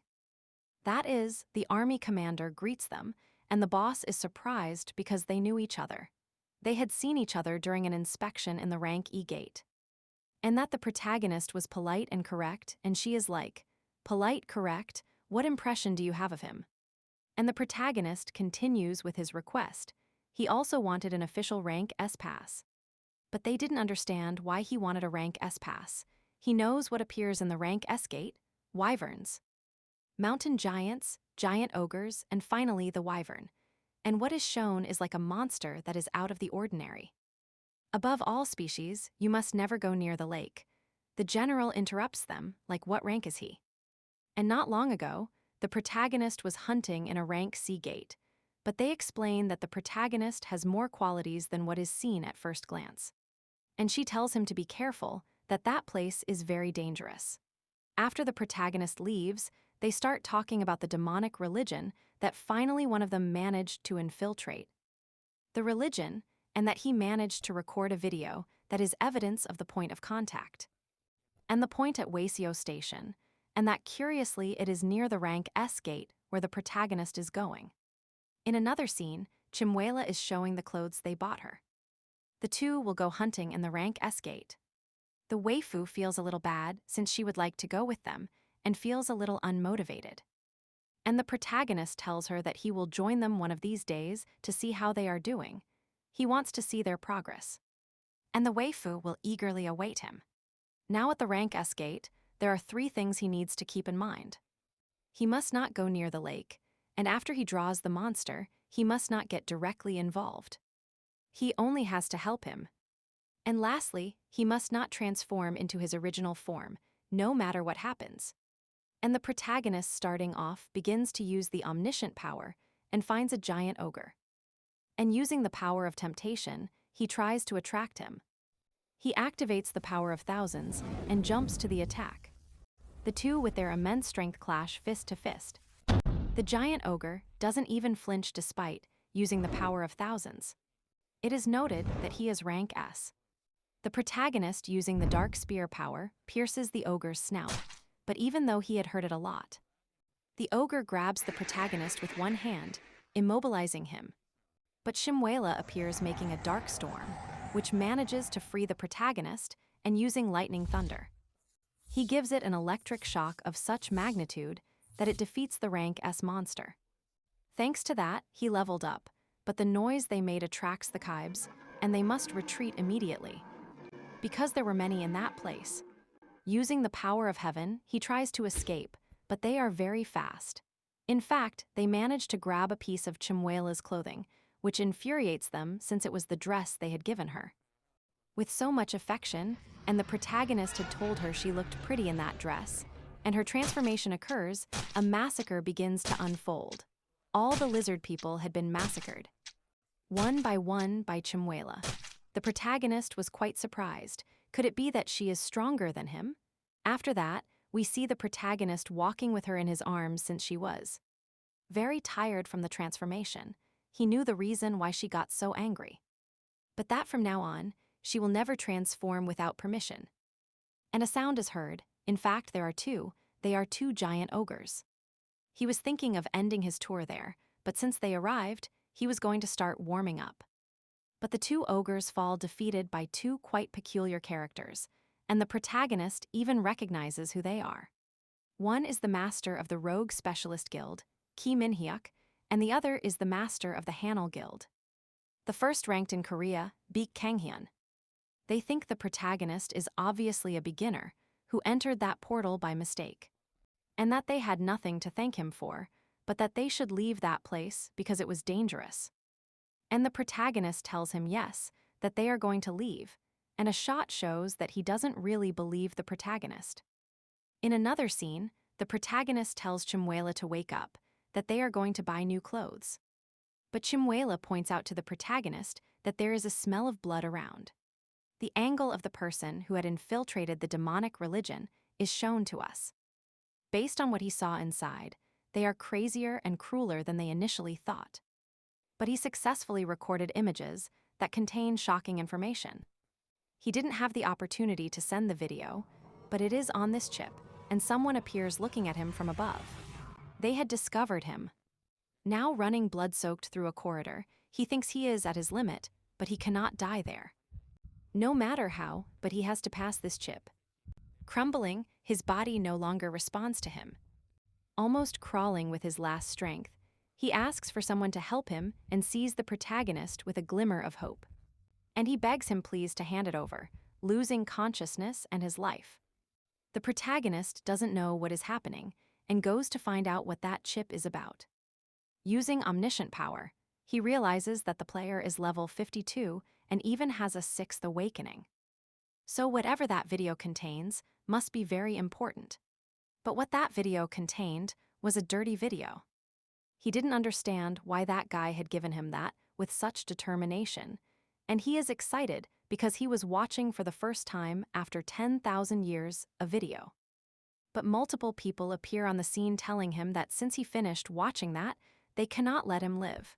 The protagonist is like, since really watching dirty videos implies death, the only thing he knows is that they are trying to steal that video, and he will protect that video with his life since it is his first dirty video after 10,000 years. Everyone attacks together, but the protagonist, using the power of speed, manages to stop them. They realize that at this rate, they will all die, and they release their powers. All of them begin to release the demonic energy from their bodies, but the protagonist knows very well how to defend himself.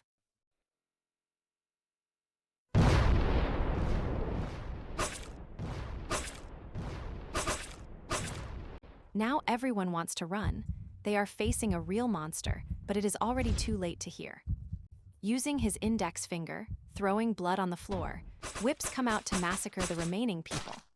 They have all been defeated, and no matter how many times he watches the video, it is still a dirty video. And that's all.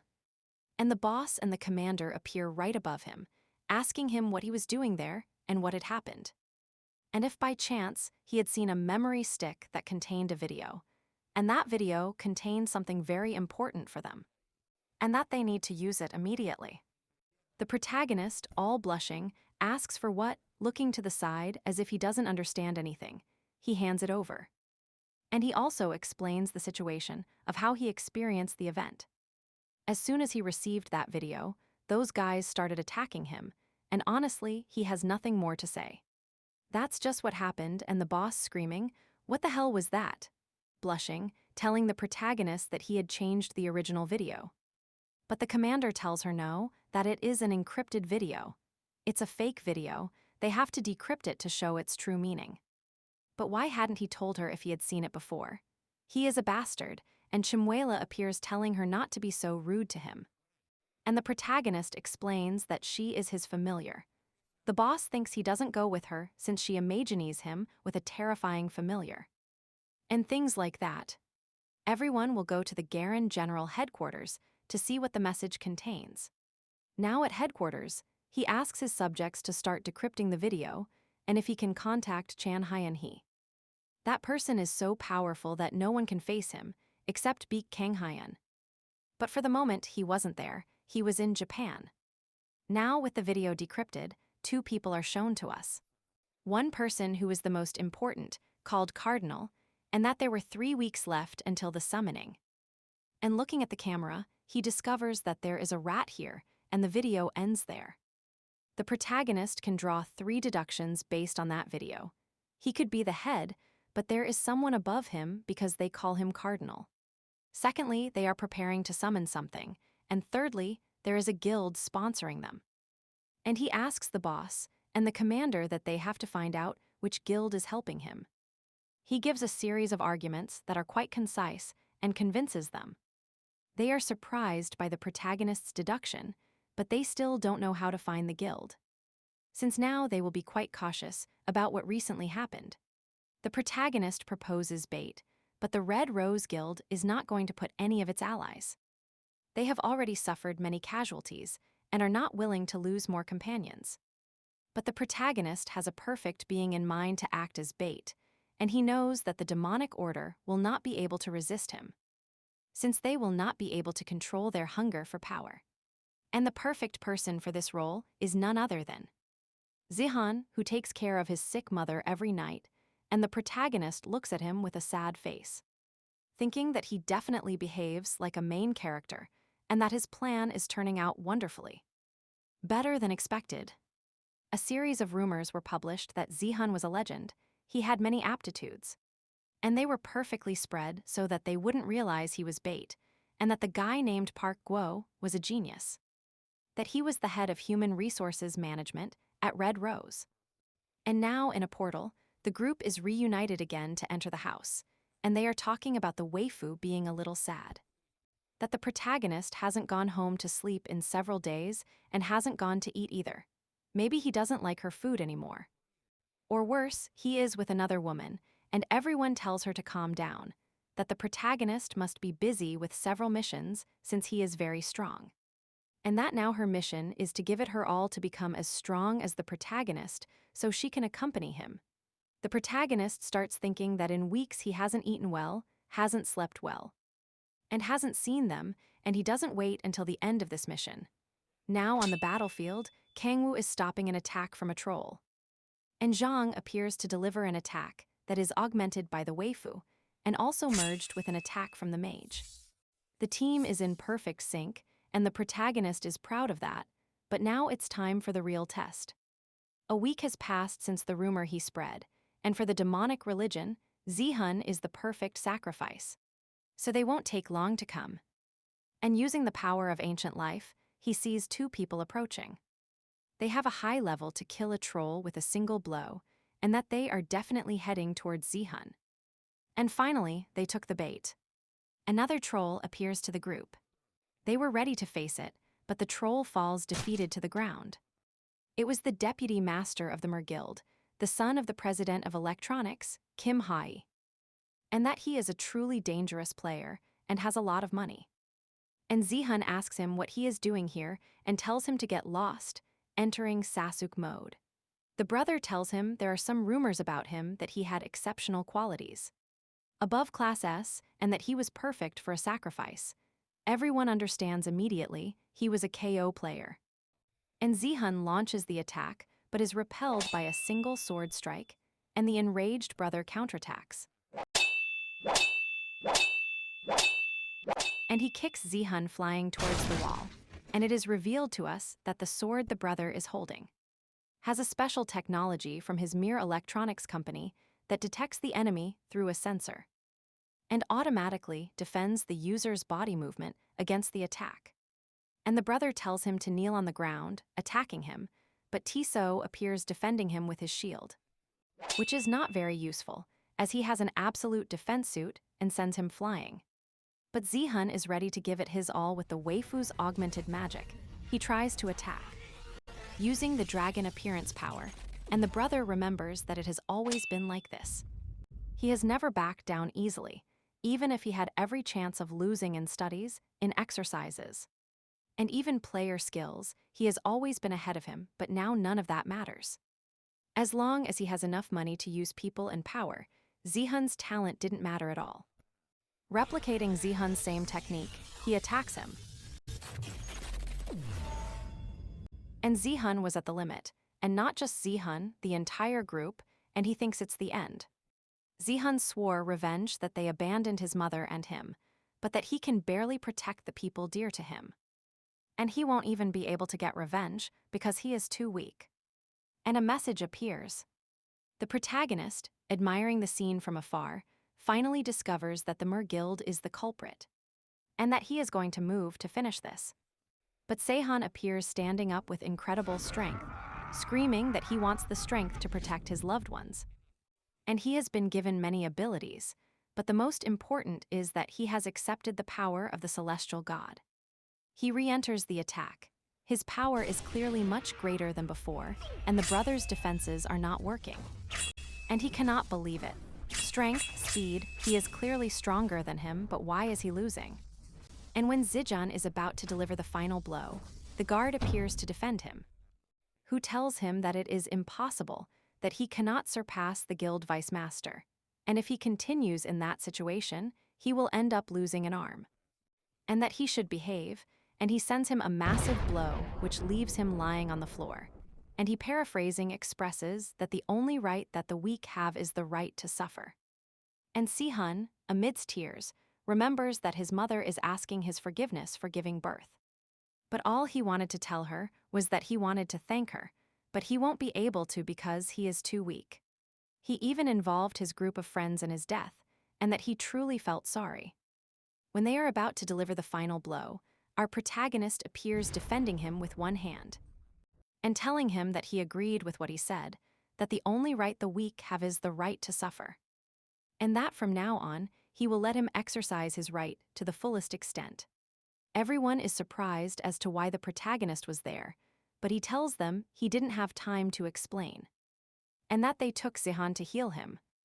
The bodyguard launches the attack, telling him he's a damn arrogant guy, but the protagonist stops his axe with a single hand. The brother screams at him that he has to use his demonic energy, that he must sacrifice himself for the Mer Guild, and that it was an order. He accepts and transforms into a giant, horned gargoyle. But the protagonist laughs and says that no matter how big it is, he will be the winner. And using the iron wall power, he defeats the bodyguard with a single blow. And Zihan's brother thinks he is a rancor, and that he has to inform his father immediately. And he tries to run away. But the protagonist catches him and realizes that what he has is like a type of phone that can contact his father. And that he calls him, and talking to the head of the Mir Guild, he tells him that his son is trash, that he didn't raise his son well.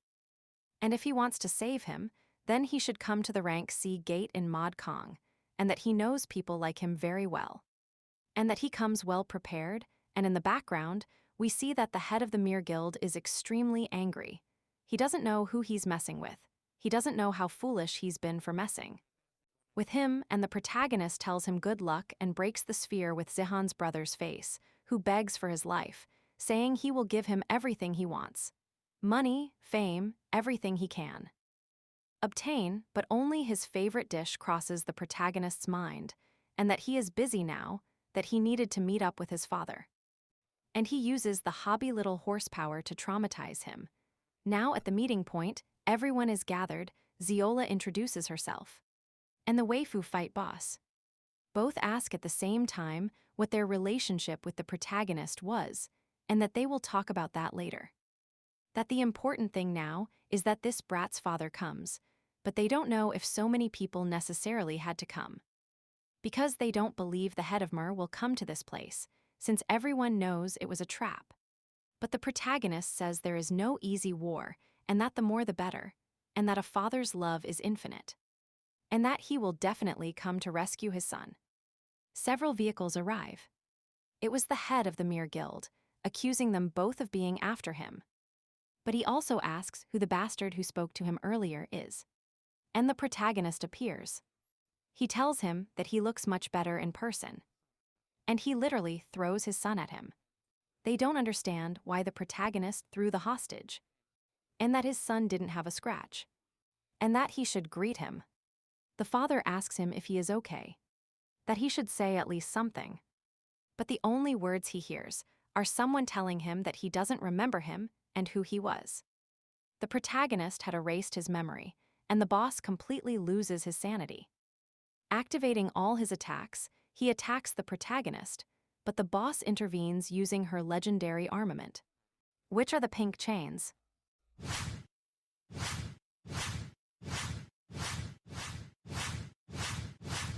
The boss is exposed, but suddenly the commander appears to save her. The boss ends up with multiple scars, but he won't give up, and he repeats the phrase, "Move one." And again.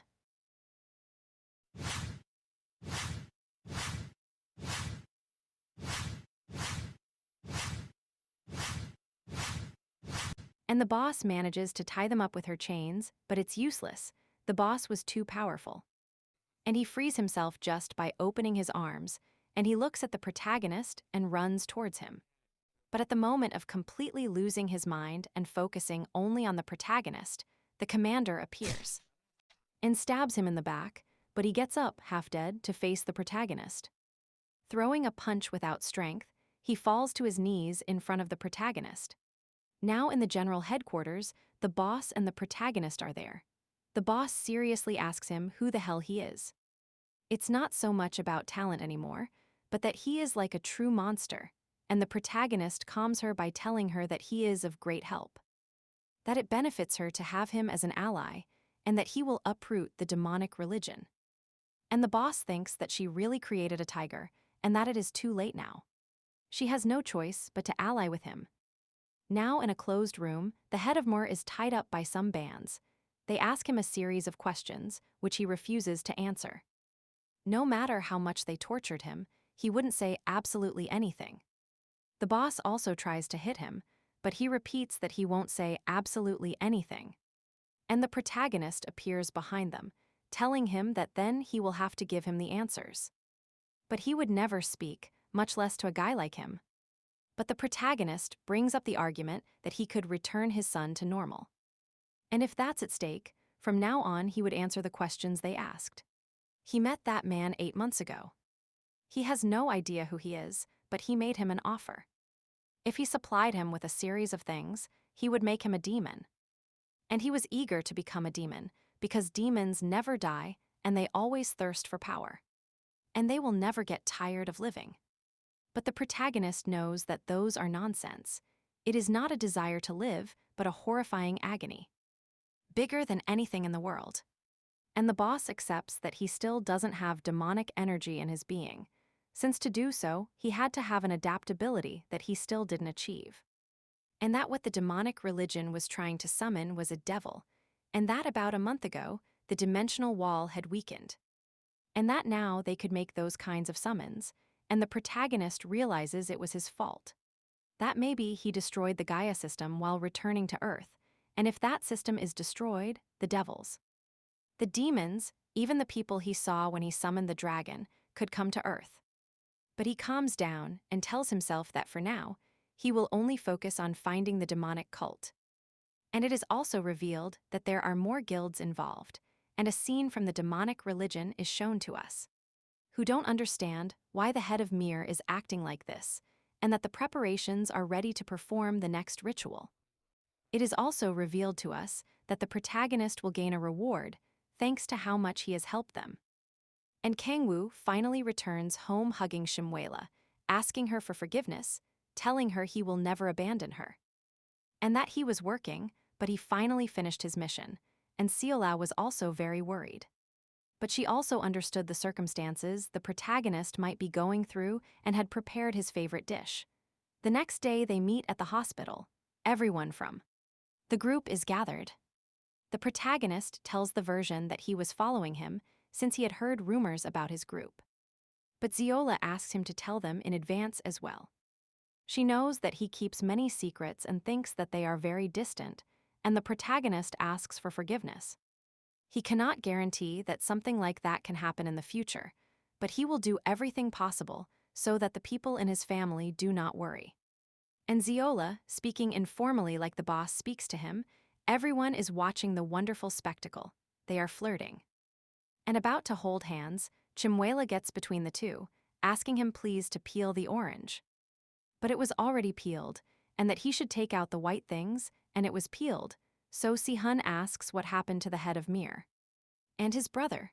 The protagonist tells him that he doesn't even have to worry, they will be locked up forever, and not all the money they have will be able to get them out of there.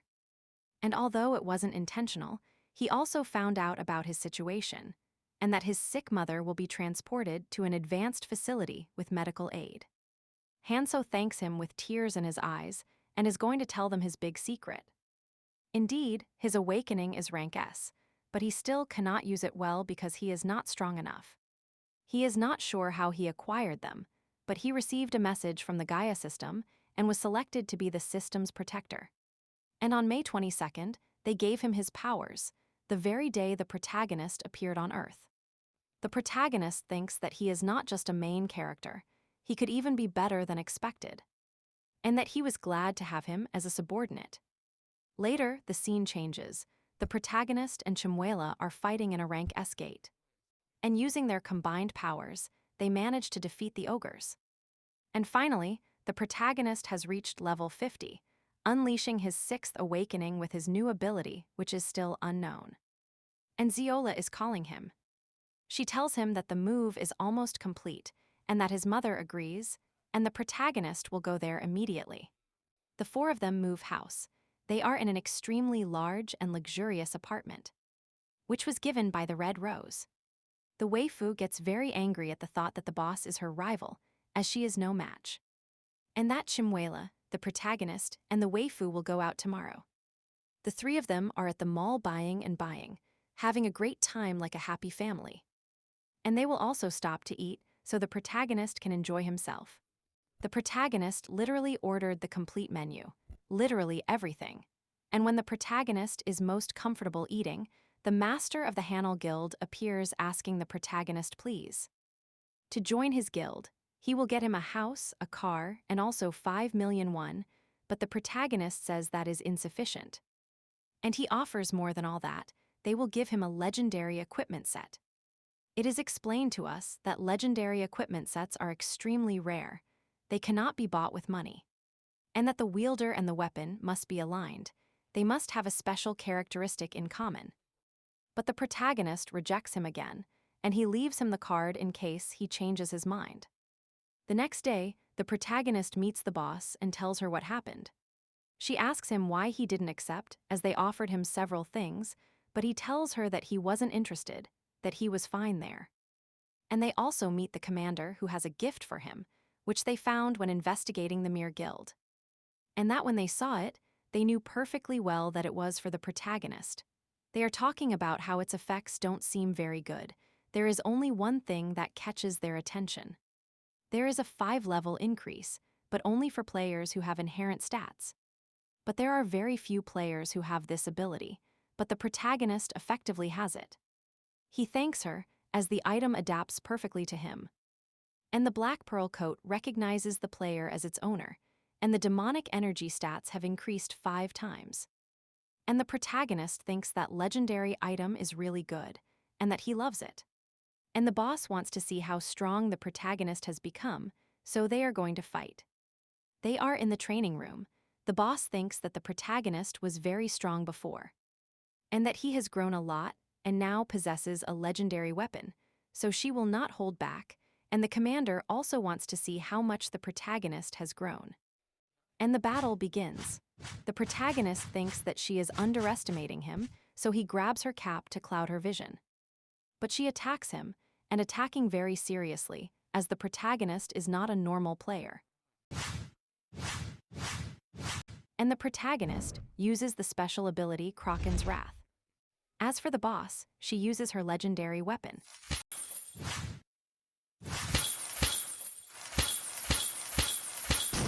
And the protagonist creates an opportunity with the power of sound. He also powers up with the power of 1000. The boss must defend herself, but the protagonist manages to land his blow. The boss thinks that the protagonist is truly a monster, and the general is extremely angry with both of them that they don't know when to stop because they had destroyed half the hall. The protagonist starts thinking about how they could pay for it, and the expenses can be covered by selling the giant ogre's magic stone. Or they can also go defeat a high-rank boss monster since they drop legendary equipment sets. And since they are all together, they can go defeat the wyvern. We are told that the boss monster resides in the S-rank lake. To date, there is no player capable of defeating that monster. The biggest problem is the wyvern's habitat. Since it lives underwater, most melee attacks are nullified. And it also has the characteristic of hiding underwater when attacked, making ranged attacks more difficult. Furthermore, its skin significantly reduces any magical attack, making it the most difficult monster to defeat. The protagonist knows it's difficult, and he's not just doing it for money. He tells them that he just achieved his 6th awakening, and we are informed that as a player levels up, they will encounter 2 different walls: the end of your efforts at level 59 and the end of your talent at level 89, and the protagonist is at 59. And the only solution to overcome these walls is to face a powerful monster and surpass their limits. And the boss thinks that she is level 89 and that the protagonist is at 50. And he still beat her, so she will help him, and about the plan, and the commander also joins the mission since she allowed them to use the facilities, so they were under her responsibility. The team the protagonist has consists of these two and Chimuela, but he still lacks a participant who must handle close combat. And the commander has an ideal person for the job. Now in the rank S portal, the 5 people for the plan are present. And the person the commander brought is named Ko Hyung Mo, who is from the commander's body of the 2nd Corps. At first, he treats him like a friend, but they tell him that he defeated the boss, so he starts looking at him differently. And the boss says that the wyvern is going to activate, that they should take position, but the protagonist says that place is perfect in the place of the stone giants. But the boss tells him that they don't attack unless attacked, but when they are fighting the wyvern, they will surely activate. But the giants are the key to that plan. They are on the edge of the lake, and all the chains are ready, and the protagonist starts by using the power of sound in the water. And the wyvern, okay, everyone be prepared. The wyvern jumps out of the water. It's like, I don't know how to explain it. It's an ugly monster, as you see on screen, which counterattacks with poisonous needles. But Chimuela makes a demonic barrier so it doesn't harm them, and the yellow-haired one. And the commander are ready with the chains, and the protagonist, using the power of heaven, takes both into the air and throws them onto the beast's back. They have to embed all possible hooks before the monster submerges underwater. The beast is thinking of fleeing, and everyone holds onto the chains as best they can. The beast will try to sink as much as possible, but the protagonist guesses its move and jumps into the sea using the power of flight and the power of destruction to hit it and prevent it from submerging. The attack worked to keep it from submerging, but it didn't weaken it for a second. He needs to injure it significantly, so he looks for a weak spot and finds it, entering the monster's interior. And all the chains were ready for the plan. The commander and the redhead jump, and the beast receives an electric shock through the chains. It was too powerful. Due to the impact, it falls onto the water, and the protagonist manages to escape by piercing the beast's back. And tied with chains, he tells the boss that everything is ready, and the golems were also tied with chains. And the boss starts hitting them so that the monster moves. The monster starts dragging itself to the shore. And the protagonist is almost without strength, and the pressure on the chains is a lot, but there is very little left. And he can hold on, but he tells himself that maybe he underestimated the beast. If this continues like this, the stone giant will collapse before the beast. So he tells the boss to make spikes on the chains, that it doesn't matter if he gets trapped. She uses the special ability Blood Chain, which weakens both the protagonist and the monster, but not the stone giants, who, due to their characteristics, barely take damage from sudden attacks. And finally, they manage to drag the monster ashore, but the monster is still dangerous. and it launches an attack at Chimuela, who is repelled by the commander, and now everyone will launch the attack. The commander and the blonde one launch first, making a cut, then the boss uses her legendary weapon.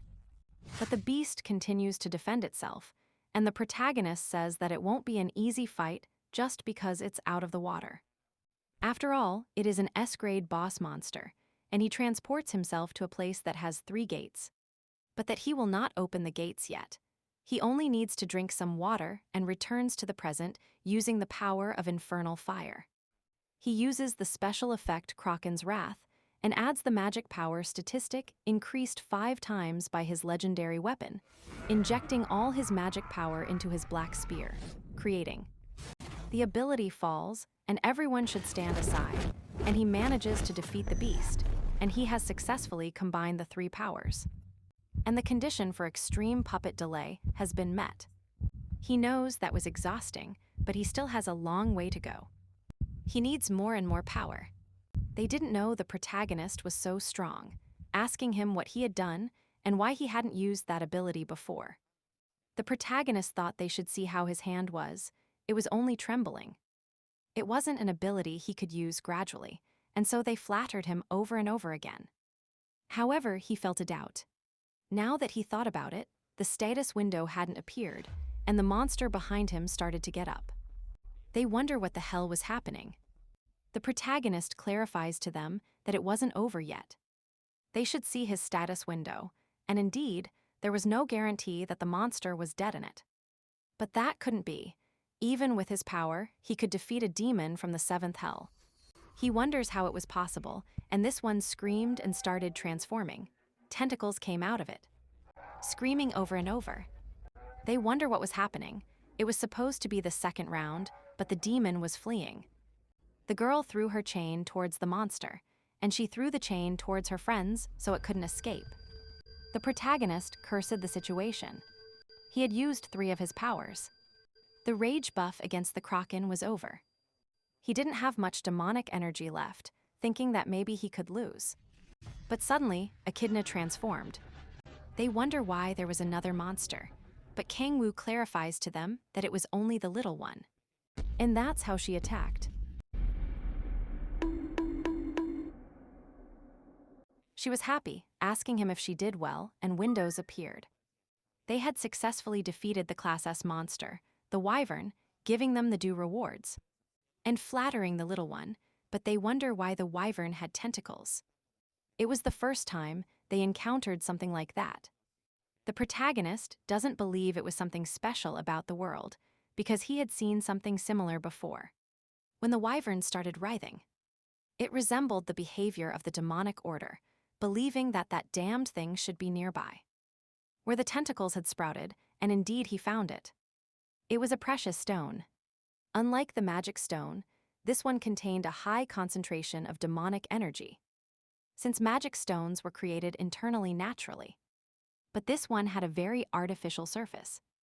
He was sure that someone had intentionally created that. There was a high probability that it was the work of the demonic order. The captain believes it was quite probable, feeling that they could be the only suspects. Flattering the protagonist because he was very intelligent, asking them to start an investigation of the demonic order. Kangwoo, for his part, finds it fascinating. Those bastards from the demonic order managed to create such a pure crystal of demonic energy. Wondering what would happen to him if he absorbed it, she asks him to lend it to her to take a picture, but the protagonist gives the corpse thunder power. And the lightning made the Wyvern move, alarming them and making them wonder what was happening. It seemed the monster was reviving, becoming alert. However, nothing else happened, and the protagonist, in an exaggerated manner, asks where the gem was. It had literally disappeared like smoke. What the hell happened? Hypothesizing that maybe the stone was smoked when humans took it. And in the protagonist's window, it appeared that he had absorbed the crystal, leveling up 3 times. He couldn't believe it. He hadn't even leveled up in 3 days, and that was after killing 100 ogres. That stone was great, encouraging them all to look for more creatures, hoping that crystals would be in them. Later, in the general headquarters, they were given all the rewards and money for capturing the Wyvern. They also said that they had conducted the investigation, and they put the inspection of all possible places where the demonic organization might be into process.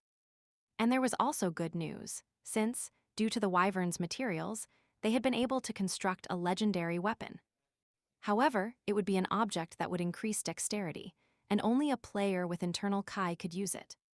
After much doubt, the protagonist expresses to them that he would take it. He knew a person who could use internal Kai. Elsewhere, the group was advancing, believing they were doing very well in the rank B gate. But he asks everyone to stop. Something huge was approaching, and a minotaur appeared. They couldn't believe it. Those creatures shouldn't be there, but this one is killed by another minotaur. And it emanated an abnormal amount of demonic energy. Tiso positioned himself in front as a shield, but the attack was too strong. That being was different from a normal minotaur. They had to face him with everything they had. Yumbai gathered and attacked with her lightning. Zihang drew the minotaur's attention. The girl gave Tiso a buff to invest him. And the second protagonist attacked from behind. Cloud annihilation. That had been very good teamwork. They flattered each other for the great job they had done. And they wondered what that monster was doing there, and even more so, why it was so strong. And yes, Hong realized something, a power he was hiding. Later, the protagonist was given a sword, believing it was a very good weapon. They also thanked him for creating a legendary weapon. It was one of a kind.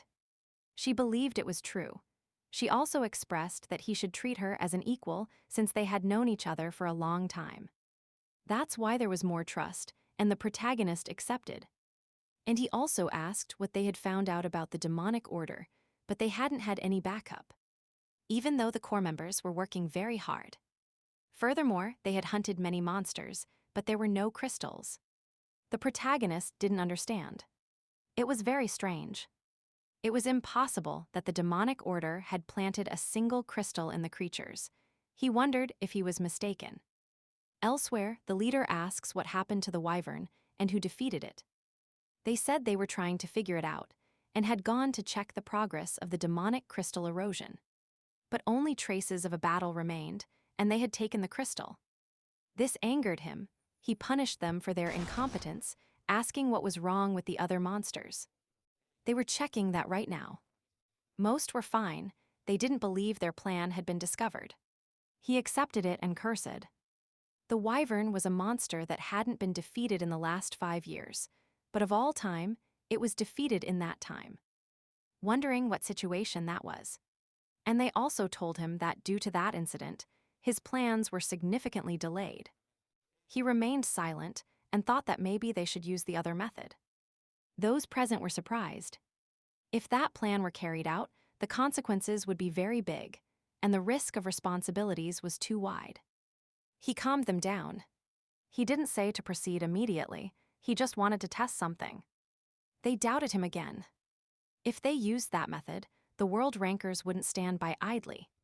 But he complained to them. What about the world rankers? Did they think he was afraid of them, and that's why he should play it safe? They felt a terrifying killing intent. They apologized. He calmed down and asked if he had any demonic crystals left. Upon seeing the affirmation, they asked him to plant them in another monster as soon as possible. If the plan was delayed further, they would no longer be safe. And after that, they wonder who the person was that defeated the wyvern. They say it had to be the leader of the Rose Guild. He cursed her. If she kept interfering with them, she would pay the consequences. That's why they had to make their move. They ask if they should capture her because she was too powerful for their soldiers. But they denied it. The target wasn't her, but there was a rookie whom she always protected. He was an arrogant bastard named Kanwo.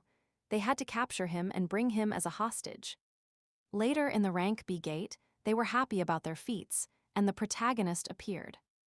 Greeting them all, believing much time had passed since they last saw each other, feeling that they looked very mature as a group.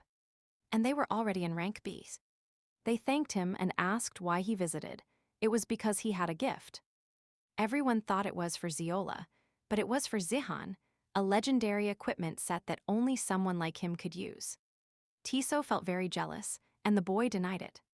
He wasn't worthy of having something like that, but the protagonist expressed that he decided if he had the right. Or not, as he would go very far and become very powerful in the future.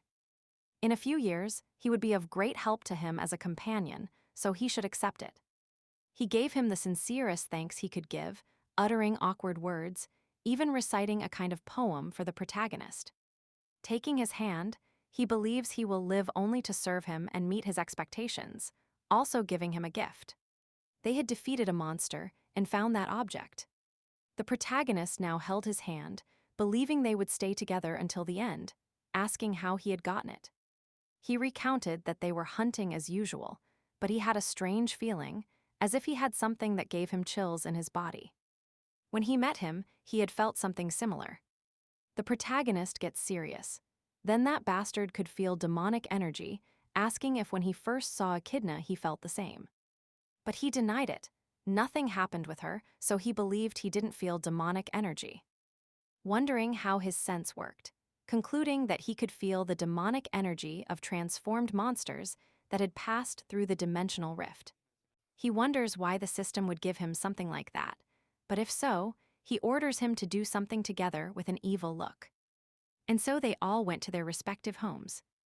Ziola then clarifies that they would go together starting tomorrow. He affirmed the three of them would have to hunt for now. However, it would only be for a while.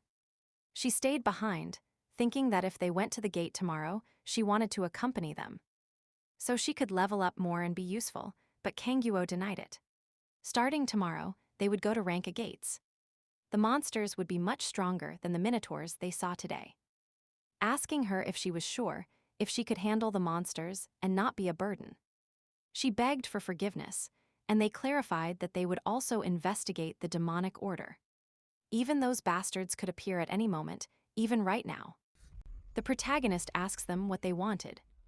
They refused to answer. They only had to follow his orders, then they could kill them without pain. The protagonist laughed. They should stop the foolishness and get away from his car. They shouted at him that he was just arrogant. Did he think he was untouchable because he was with the guild boss? They were going to teach him a lesson, attacking him and Ziola, but he managed to dodge and take her away, asking her to go as far away as possible. He would take care of them and return to her. Ziola, all blushing, thought that he also wanted to help. Empowering her, she jumps up 3 points, surprising them. They approached again, believing that this time he couldn't escape. But he asked them why they thought he would escape. The protagonist was surprised. None of their chains got tangled. It was clear they weren't simple rookies, but it was nothing compared to his power. They couldn't believe it. In their information, he wasn't supposed to be that strong. They should inform their cardinal. They should leave immediately. However, they wouldn't let them. They needed to have a deep conversation. And the hobby little horse appeared, asking who sent them and who the cardinal was. But for the first time, the spell didn't work. He laughed and stuck out his tongue, expressing glory to the demonic order. They ask the protagonist if he is okay. He explains that it was the cursed oath. He feels that if he couldn't find him, he had to force him out of his damned cave. Later, they told the cardinal what had happened and that they had failed their mission. They had confirmed the death of all his shadows. They weren't sure if it was the guild leader, but it was very likely. He was undecided.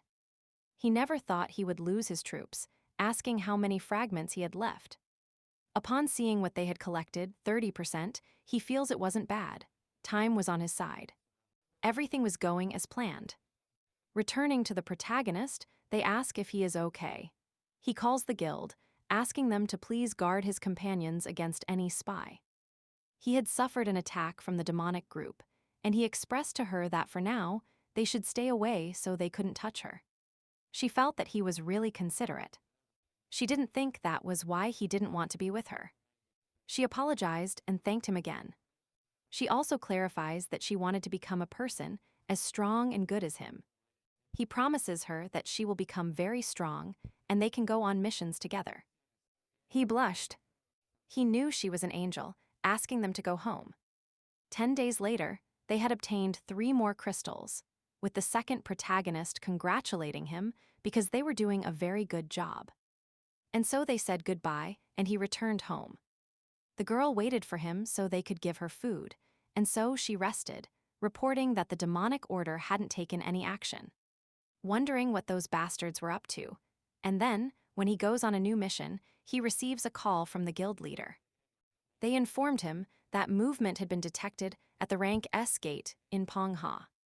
According to the information received, it seemed to be a summoning by the demonic group. Jianho and Red Rose were already heading to that location. They were going to give him the address so they could go by helicopter, but he refused. He could move alone. Furthermore, the coordinates were only a few minutes away from there. Later, the dragoness was happy because they were going on their mission together again. And they told her that if she turned into a dragon and completed this mission, he would give her ice cream again. And she could even have the whole jar. This excites her, and they head to the coordinates. He also gives her the power of reflection so that other people cannot see her. As they advance, he wonders how widespread the demonic force was and which guild it was connected to. And so they arrived at Manhwa, asking the dragoness to revert, but in doing so, she hit someone who was using stealth. Surprising them, but they shout at him not to attack. Besides, wasn't that a dragon? The protagonist recognizes him.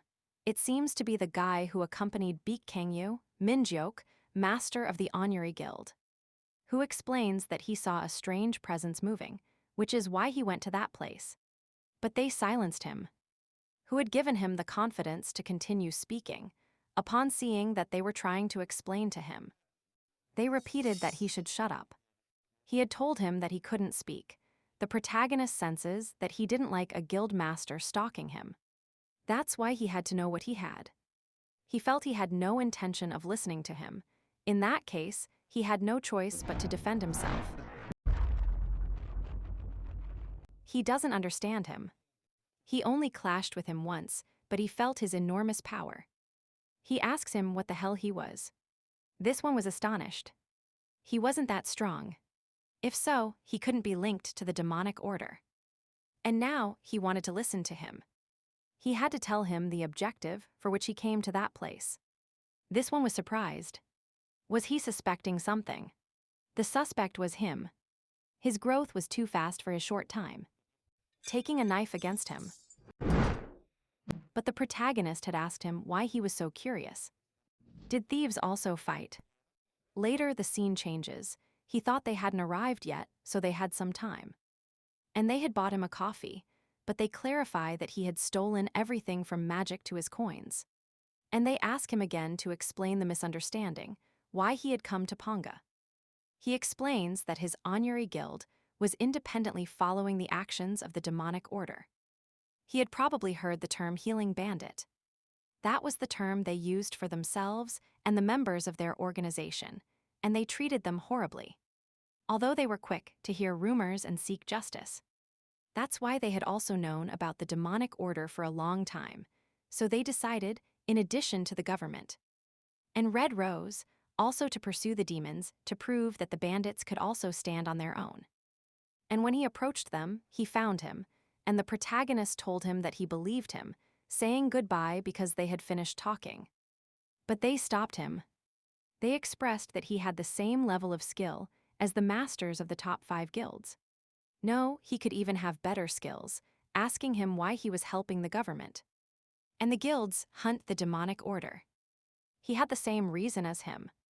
He only had one objective, what was best for the world. But inside, he only thought about kimchi.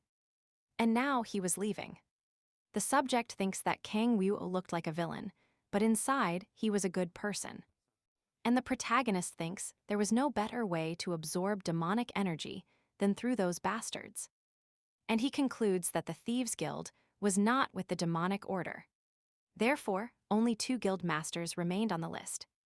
The Master of the Sun Ray Guild and the person Min Eok was watching, Baek Kang Dian. From the Hanel Guild. At the demon's base, they were asked if they were ready. The ritual was their first step towards the grand plan. Failure was unacceptable. They had to ensure success, which is why they had to give glory to the demonic order. And they asked their subordinates if they had spread the sacrifice's blood well, believing that was the most important thing. They couldn't fail due to insufficient blood. Given the circumstances, he believed they lacked it. Demanding that he come forward. When he asks what's happening, he is stabbed in the heart. The others ask him what's wrong, why he's doing that, and with a maniacal face, he asks them to lend him their blood. He couldn't miss even a drop. They had to do it for demonic glory, thinking that now it would be enough. You are Shakur Javakalar. Later, the protagonist arrived at the portal, asking if they could enter now. She was surprised because he had really arrived on time, but they inform him that the situation inside was not good. They believed that agents of the demonic order were hiding inside the gate's caves. And there were so many caves in the gate that it would be almost impossible to catch them, and the blonde one arrived. Thinking that everyone was there, feeling that much time had passed since the last time they saw each other. And he informs Chidna that in that gate, there was a lot of blood smell, and inside they expressed that this was all a success. They had been waiting for him, he should hurry and show his greatness. The demon of the seventh hell asks him who summoned him. He kneels and expresses that this mere mortal greets him. He had summoned him because he wanted blood and massacre towards the pathetic mortals. He should guide them with his infinite power towards eternity. If he could destroy them all, he would swear allegiance. And at that moment, someone was spying on them, expressing to the commander that they should hurry.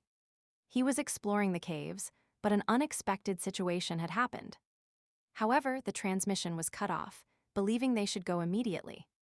Furthermore, it seemed they had no plans to hide even the smell of blood.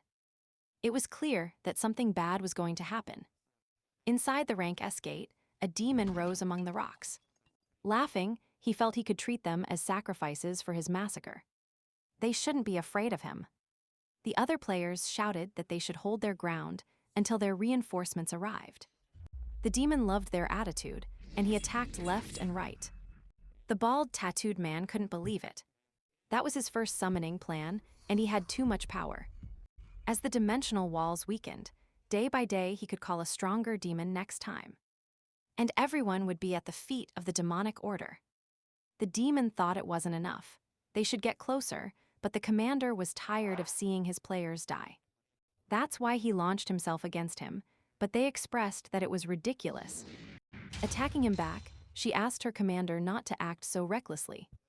And so he calmed down and made a plan with his subordinates, thinking that if they all joined forces, they could defeat him. Even the commanders also joined his plan. The only one who stayed away was Kangwoo.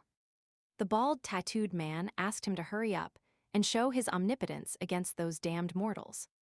He affirmed it, he would do it anyway, even if he didn't tell him to, shouting at them that there was nothing they could do against him. They should simply accept their death. He was about to say something else, but saw that subject starting to stutter. The protagonist sensed he was screwed. He wonders why it had to be a real demon, since remember that the protagonist had reached the ninth hell. And he had defeated all the monsters and managed to become the demon king. And this one let out a scream to the sky. He wonders why that guy was there. Kangwoo doesn't understand. Why did a demon have to recognize him? And this one asked him to cancel his summoning. He didn't want to face that monster. Did he want to return to hell? The cardinal tried to calm him down. They were just simple mortals. He started to tremble. Was he saying he was weak? He shouted that he knew nothing. He was a stupid bastard. Didn't he know who the demon king was? The forces believe it was time to attack, but Kangwoo stopped them. They had to leave it to him. It seemed like a misunderstanding was occurring, and they should take advantage of it. And so he headed toward the demon. He also spoke to him telepathically, asking him that from now on, he should only answer mentally. And he clarifies that it was Oriax, the demon of the seventh hell, treating him kindly. Kangwoo knew that half of his power was sealed, but he didn't know it, and if he got scared, it would be easier to face him. That's why he expressed to him that he had ruined his plans. He asked him what plans. But they silenced him. How dare he ask him such a thing? Although inside he doesn't know what he was saying, he was just making it up, and so he threatened him and he would show some mercy. He would give him a chance, and if he fulfilled his mission, he would accept him as his family. This filled him with excitement and elation. The mere thought of being part of the Demon King's family drives them crazy. That was comparable to the highest status in hell. Asking him to give him his order, the protagonist pointed at them and asked him to fight them to see his power. But without his scythe, he threw his weapon away aside. The general asked everyone that it was the perfect moment to attack. Upon receiving that attack, he insulted her, but they challenged him. How dare he treat them like that? He feels a little cornered. Even if he had his weapon, it would be difficult, but he couldn't let that opportunity pass. He felt very frustrated. He couldn't deploy his abilities without his scythe, wondering if the Demon King had noticed his weakness. And he asks him why he was behind him, and a scythe strike hits him in the back. Kangwoo asked him not to deliver it, but it was necessary. Receiving the bonus, experience, and since he had a level restriction, everything accumulated. Elsewhere, someone cursed him. The protagonist supposes that was the level 59 barrier. They ask him what the hell happened to the demon, but they told them everything went well. He had already been killed, and he used the power of gluttony, leveling up 3 more times. They also asked him what they would do with the bald one, believing their organization could handle him. Seeing that he spoke, they asked him to be quiet. He didn't plan on leaving him unharmed because of everything he did to his forces, and so he would transport him to his helicopter. He cursed, he never thought he would be captured by someone as low as them. He doesn't know what happened to the demon. He changed completely from one moment to the next, but he had one alternative left. Kang-oh asked him to stay away from that bastard, and this one started spitting blood and transforming irreversibly into a monster. She expresses that she would take care of it, using her blood chains, throwing them to the sky, and impacting against the ground. But there was no one in the place anymore. She cursed. At this rate, she would never be able to catch the leader of the demonic order, believing she should have knocked him out instead of trying to capture him. But they calmed her down. She was doing things right. She shouldn't rush. As long as the demonic order is loose, they have opportunities to catch them. And a window appeared for the protagonist. He had obtained the last clue condition for the demonic delay. Elsewhere, they congratulated him on the successful summoning. They promised to support him to get the best results, and so they could officially start their plans. He didn't feel well. He couldn't believe that a summoned demon would die so easily, wondering why the demon had lost so pathetically. Wondering if it was because of that guy who attacked him at the end, they clarified that the strongest person was the general. But the demon behaved abnormally when he saw Kangwoo, wondering who he really was. Furthermore, they informed him that they had bad news. It was a world ranker. Fujimoto Ryoma was in contact with the Japanese government and was showing signs of making a move. This enrages him, and he kills him immediately. Only, he stuttered bad news as if nothing had happened. They were losing crystals, losing beasts. Their demons were crushed like insects. And now that idiot was after them. That's why they had to suspend all their plans, and they would go directly to the other method. He asked for composure. If they did that, the whole world would turn against them, but they tore him up. That didn't matter. He wouldn't repeat it again. They had to prepare everything. A few days later, at Uru Station, people were surprised because a gate had appeared. Then the protagonist is extremely bored. He never thought it would be so peaceful. Since that incident, the demonic order had shown no sign of life. That's why he always had to be gathering crystals with him, but they called him. It was Jianhu, it was a warning message. A system window had appeared. They had to head immediately to Isu Station. In it, monsters were coming out of the rift. Everything was chaos. People were trying to flee. And then, this slug trips over the only stone for miles, hugging its mother, thinking they were going to die. But the hero, Ziheng, asked them to stay behind him, although he didn't understand why all the monsters emanated demonic energy. But also human. Moreover, they were strong and outside the gate. The people felt relieved. The player Zhejiang had appeared, and Zhejiang remembers what the protagonist told him, that human bodies, when receiving demonic energy, would start transforming after they died. So if he wanted to save the remaining people, he had to finish them all. That's why he jumped towards them, and a new quest appeared in the window. He had to take care of the 2798 demons that were there. This enrages him. So they had turned almost 3,000 humans. He feels there was no time to think. He just had to kill.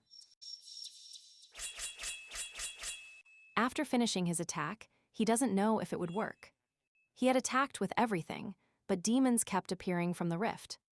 He doesn't know if he could handle it alone.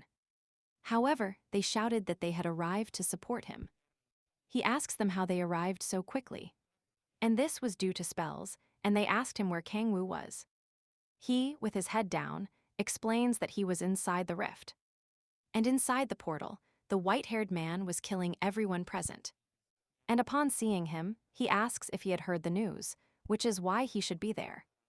As he could see, there were many casualties, but he was relieved that at least he was there. They had to kill all the monsters and then collect the bodies of their friends. But he asks him when he realized everything. The scene changes. The protagonist gave orders to Zihan, and upon entering the place, he sensed that the bastard from the demonic order who had done this was probably still there. And with so many people dying, there was no way he would lose that valuable demonic energy that could be created. He had to find him, using the observer's power, trying to see every inch of the place. And he found someone, but this one was defeating the demons. It was Minuko. He was fast, he had even arrived before him, and since he needed to know what was happening, he was going to follow him. Who was thinking that if the information was correct, he would be in that place. But he was surprised. That bastard was the one using the demonic energy. But this one looked at him, knowing that he could discover him, approaching and grabbing his neck. He expressed that the evil power had many benefits. It could even detect him, feeling that he was a simple idiot playing hero. Getting carried away by that damned thought. But he laughed. He must feel the same way. He was angry about defeating Fujimoto and failing to become a world ranker. That's why he behaved like a child. This infuriates him, and he breaks his neck, believing he should have killed him slowly to drain the energy. But he had enraged him. And there the protagonist appeared, returning to the present. Kangwoo had no time to talk to someone not worth it. That's why they just had to fight. He laughed, and they would end this quickly. He is surprised. He was stronger than he thought. Kangwoo felt it was regrettable. He had to use tricks like that to get close. At that moment, he understood. The one responsible for all his ruined plans was not the rankers, but him. Asking him who he really was. The protagonist asked him what he was talking about, but they clarified that all this time they thought it was Yoonghoo. Definitely, she was strong. She was among the best in the nation, but that was all. Instead, he was a completely rare specimen, so he asked him again, who the hell was he? Kangwoo smiled. As he said, he had no time to talk to him. Beak nodded. He supposed he should forcefully extract the information from him, transforming his hands.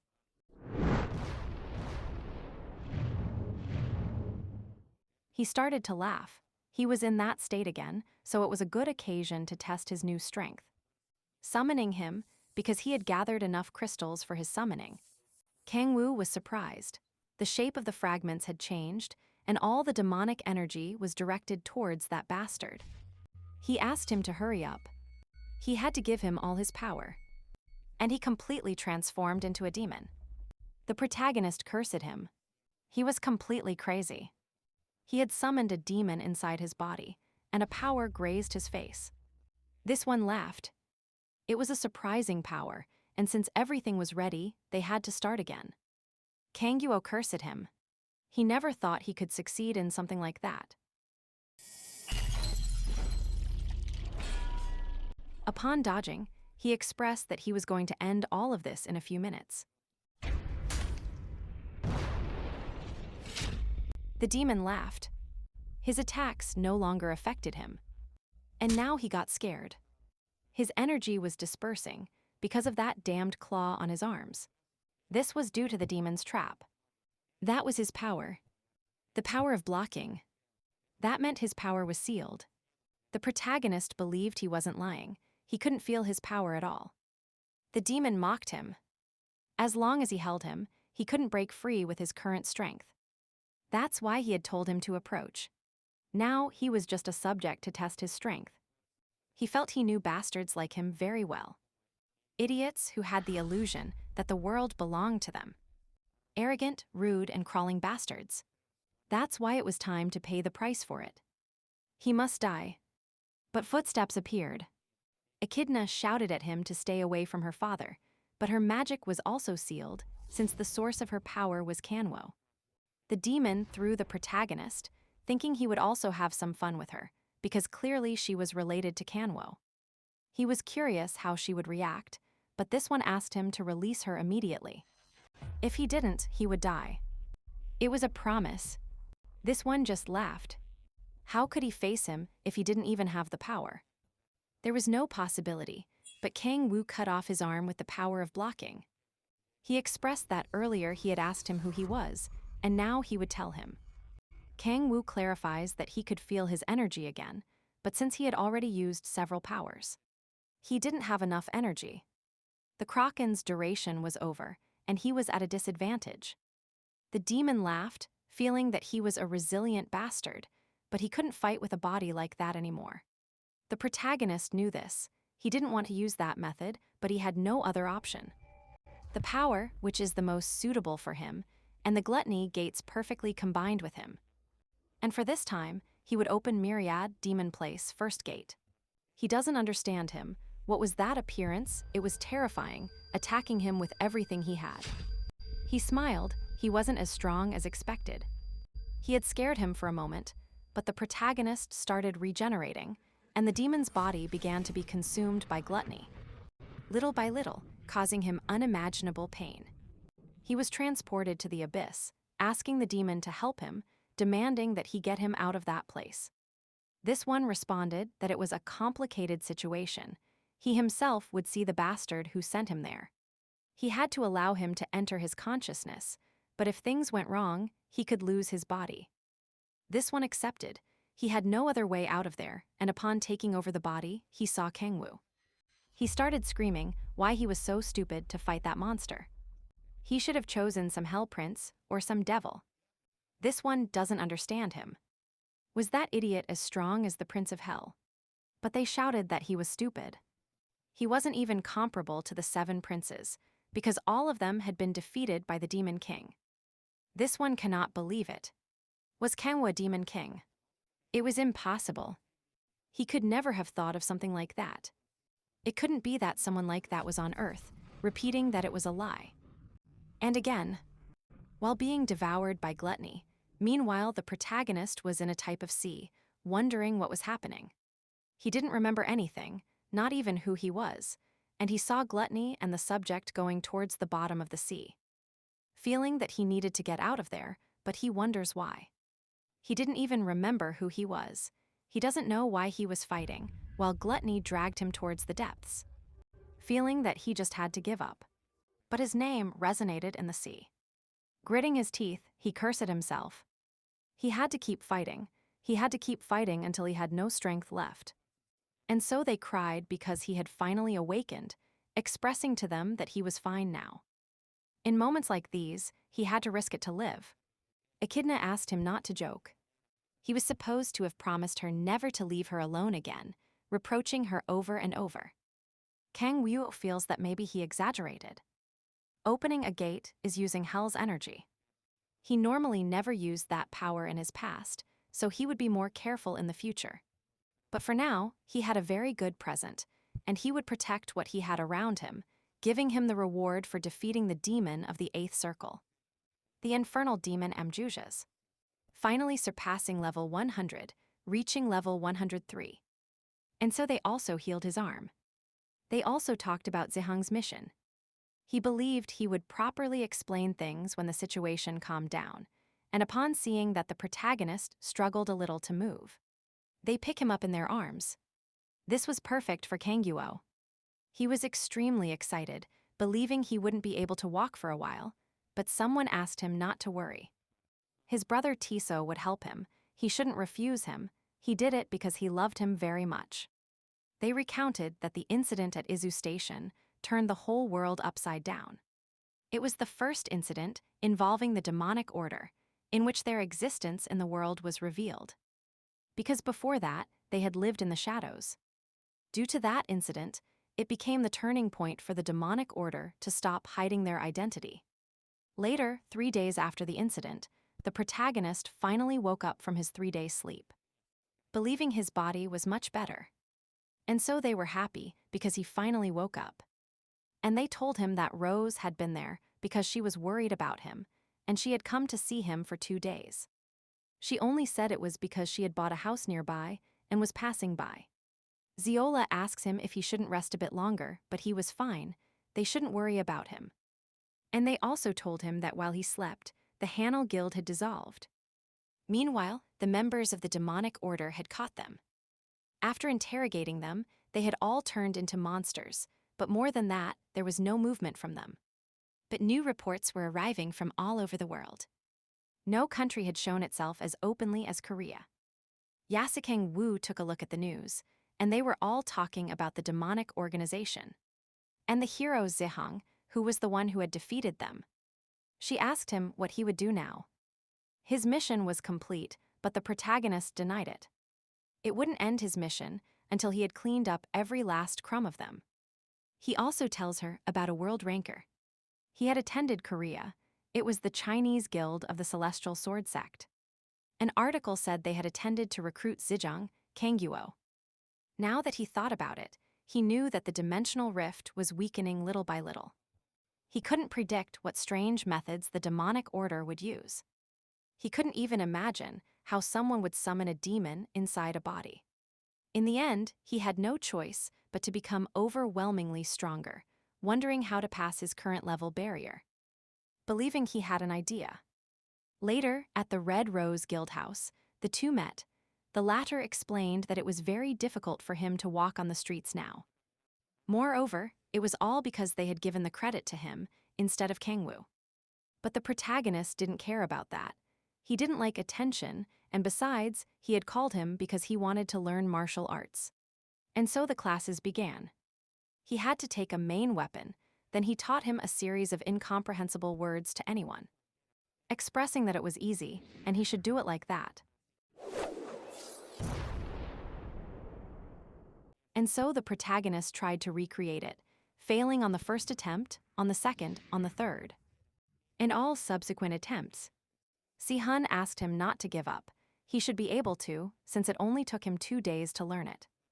This was clear because he was made for it, and seeing his disappointment, he asked him to learn meditation then. Kangguo was interested in that. He was using his internal strength. He thought he could do it too, and he was going to try.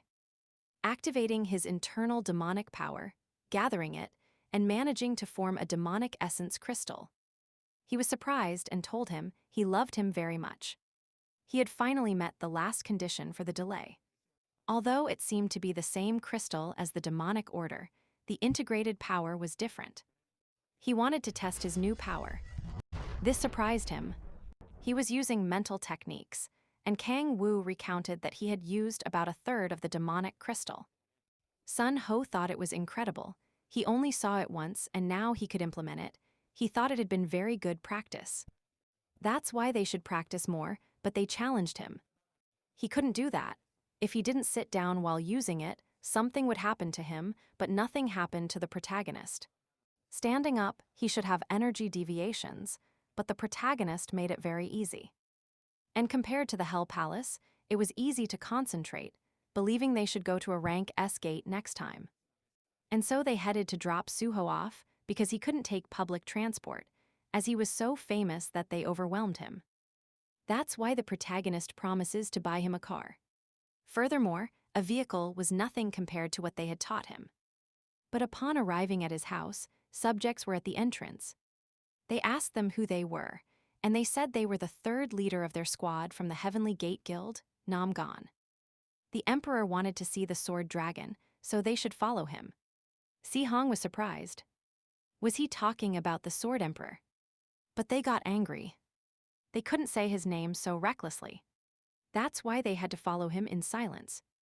The plane was waiting for them. Kang Woo asked him to step aside, as that bastard hadn't learned Korean correctly.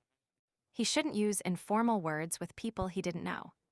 Upon seeing that they asked him who he was, to Clara, who was the older brother, he asked her to leave. He had no interest in him, but if he didn't step aside, he would have to force him. Zihan got angry, shouting that he couldn't treat him like that, offering him a fight. He knew that his emperor had told him to bring him as respectfully as possible. But it wouldn't be possible anymore. However, they whispered in his ear not to dare draw his sword. If he drew it, he wouldn't walk back. He doesn't understand him. He was being pressured just by his presence, making a slash in the air, asking how he dared to give him orders. Asking his subordinates to attack. But before he finished speaking, his wrist was squeezed so hard that he realized the difference in levels. Kang Woo felt that everything would end badly, so they should go eat to discuss better. Later, everyone was beat, believing it was all a misunderstanding. They should eat to talk better, but the idiot ends up insulting the kimchi. Later, he recounted that that person had told them that if they wanted to meet him, they should go to Korea in person. He apologized for his state because he never thought that subject would be so strong. Moreover, they never thought he would react like that because of the food. And he started to laugh, thinking it was funny, but he couldn't tolerate it. He was exiled from his guild. If a person didn't have the status of a martial artist, they no longer belonged there. The woman asked her father if he planned to go to Korea. He nodded. If they had invited him, he should attend. Later, a week had passed since that incident with the sword sect. Until now, he could only concentrate his demonic energy through mental technique while sleeping. When eating, even when breathing. In that way, he could create a larger crystal, almost the size of his fist. He had better results, but he still hadn't reached the final condition for the delay. But he felt he would achieve it someday. And he asked them if everyone was ready. If so, they should begin. They should find one that was far from their group. And so they found one. Echidna should go first. Now the entire group should go. Tiso appeared. Then, Ziola and the mage performed their spells. While he was immobilized, Suho attacked him with his best technique. And so they defeated a rank S giant ogre, feeling that everyone had improved a lot. Especially that perfect being. But because of the noise, the others came stalking them, but this time Kang Woo would take care of everything. And behind the bodies, they thought it had taken them a long time to find them. They were delighted to meet them. His name was Chin Mu-hin, from the Celestial Sword Sect. He apologized for the previous inconveniences, asking him to translate what he had said. But Kang Woo calmed him down. He knew how to speak his language through his communication power and accepted his apologies. And this one repeated his apologies, bowing his head in a sign of respect. This surprises everyone. A leader was apologizing and bowing his head. Kang Woo felt he knew how to manage situations. In fact, he felt it was a very good opportunity, wanting to annoy him. But he remained very serene, resigning himself to Kang Woo, as it would be a waste to deny a possible ally. That's why he would listen to him. He wanted to know why he was there. Upon seeing that they wanted to see Zihong, he asks why. That was because they wanted to check if he had learned the martial arts dragon of the martial god. Since we are told that Chitna could also understand the language with her power, and they asked her if she could cast that spell. And she affirmed it, making everyone able to understand the language.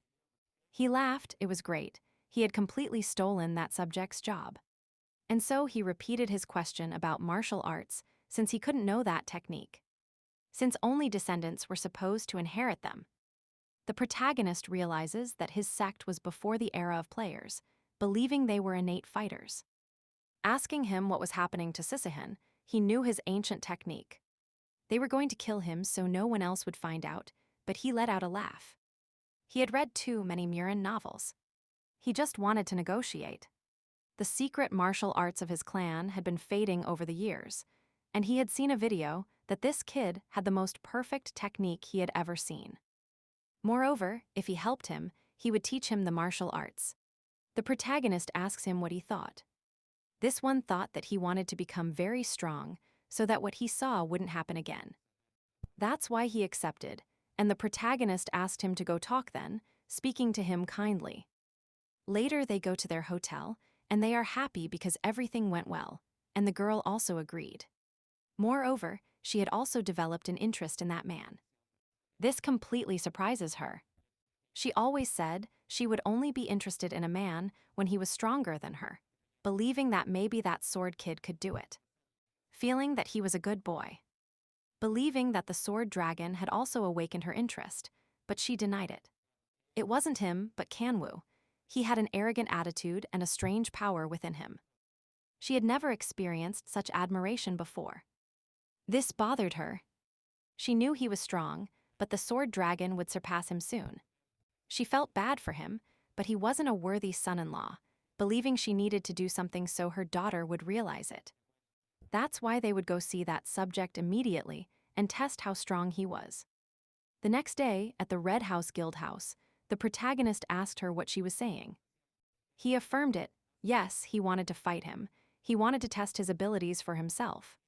Of course, he wasn't asking for something without offering anything in return, as he would try to help him in the future. Kangwoo felt it was a very good opportunity to test the demonic crystal, because his opponent would be a world ranker. Believing that it wasn't a bad force. They should start immediately then, asking him to entertain him a little. And so Kangwoo used the power of the iron axe, plus the power of freezing.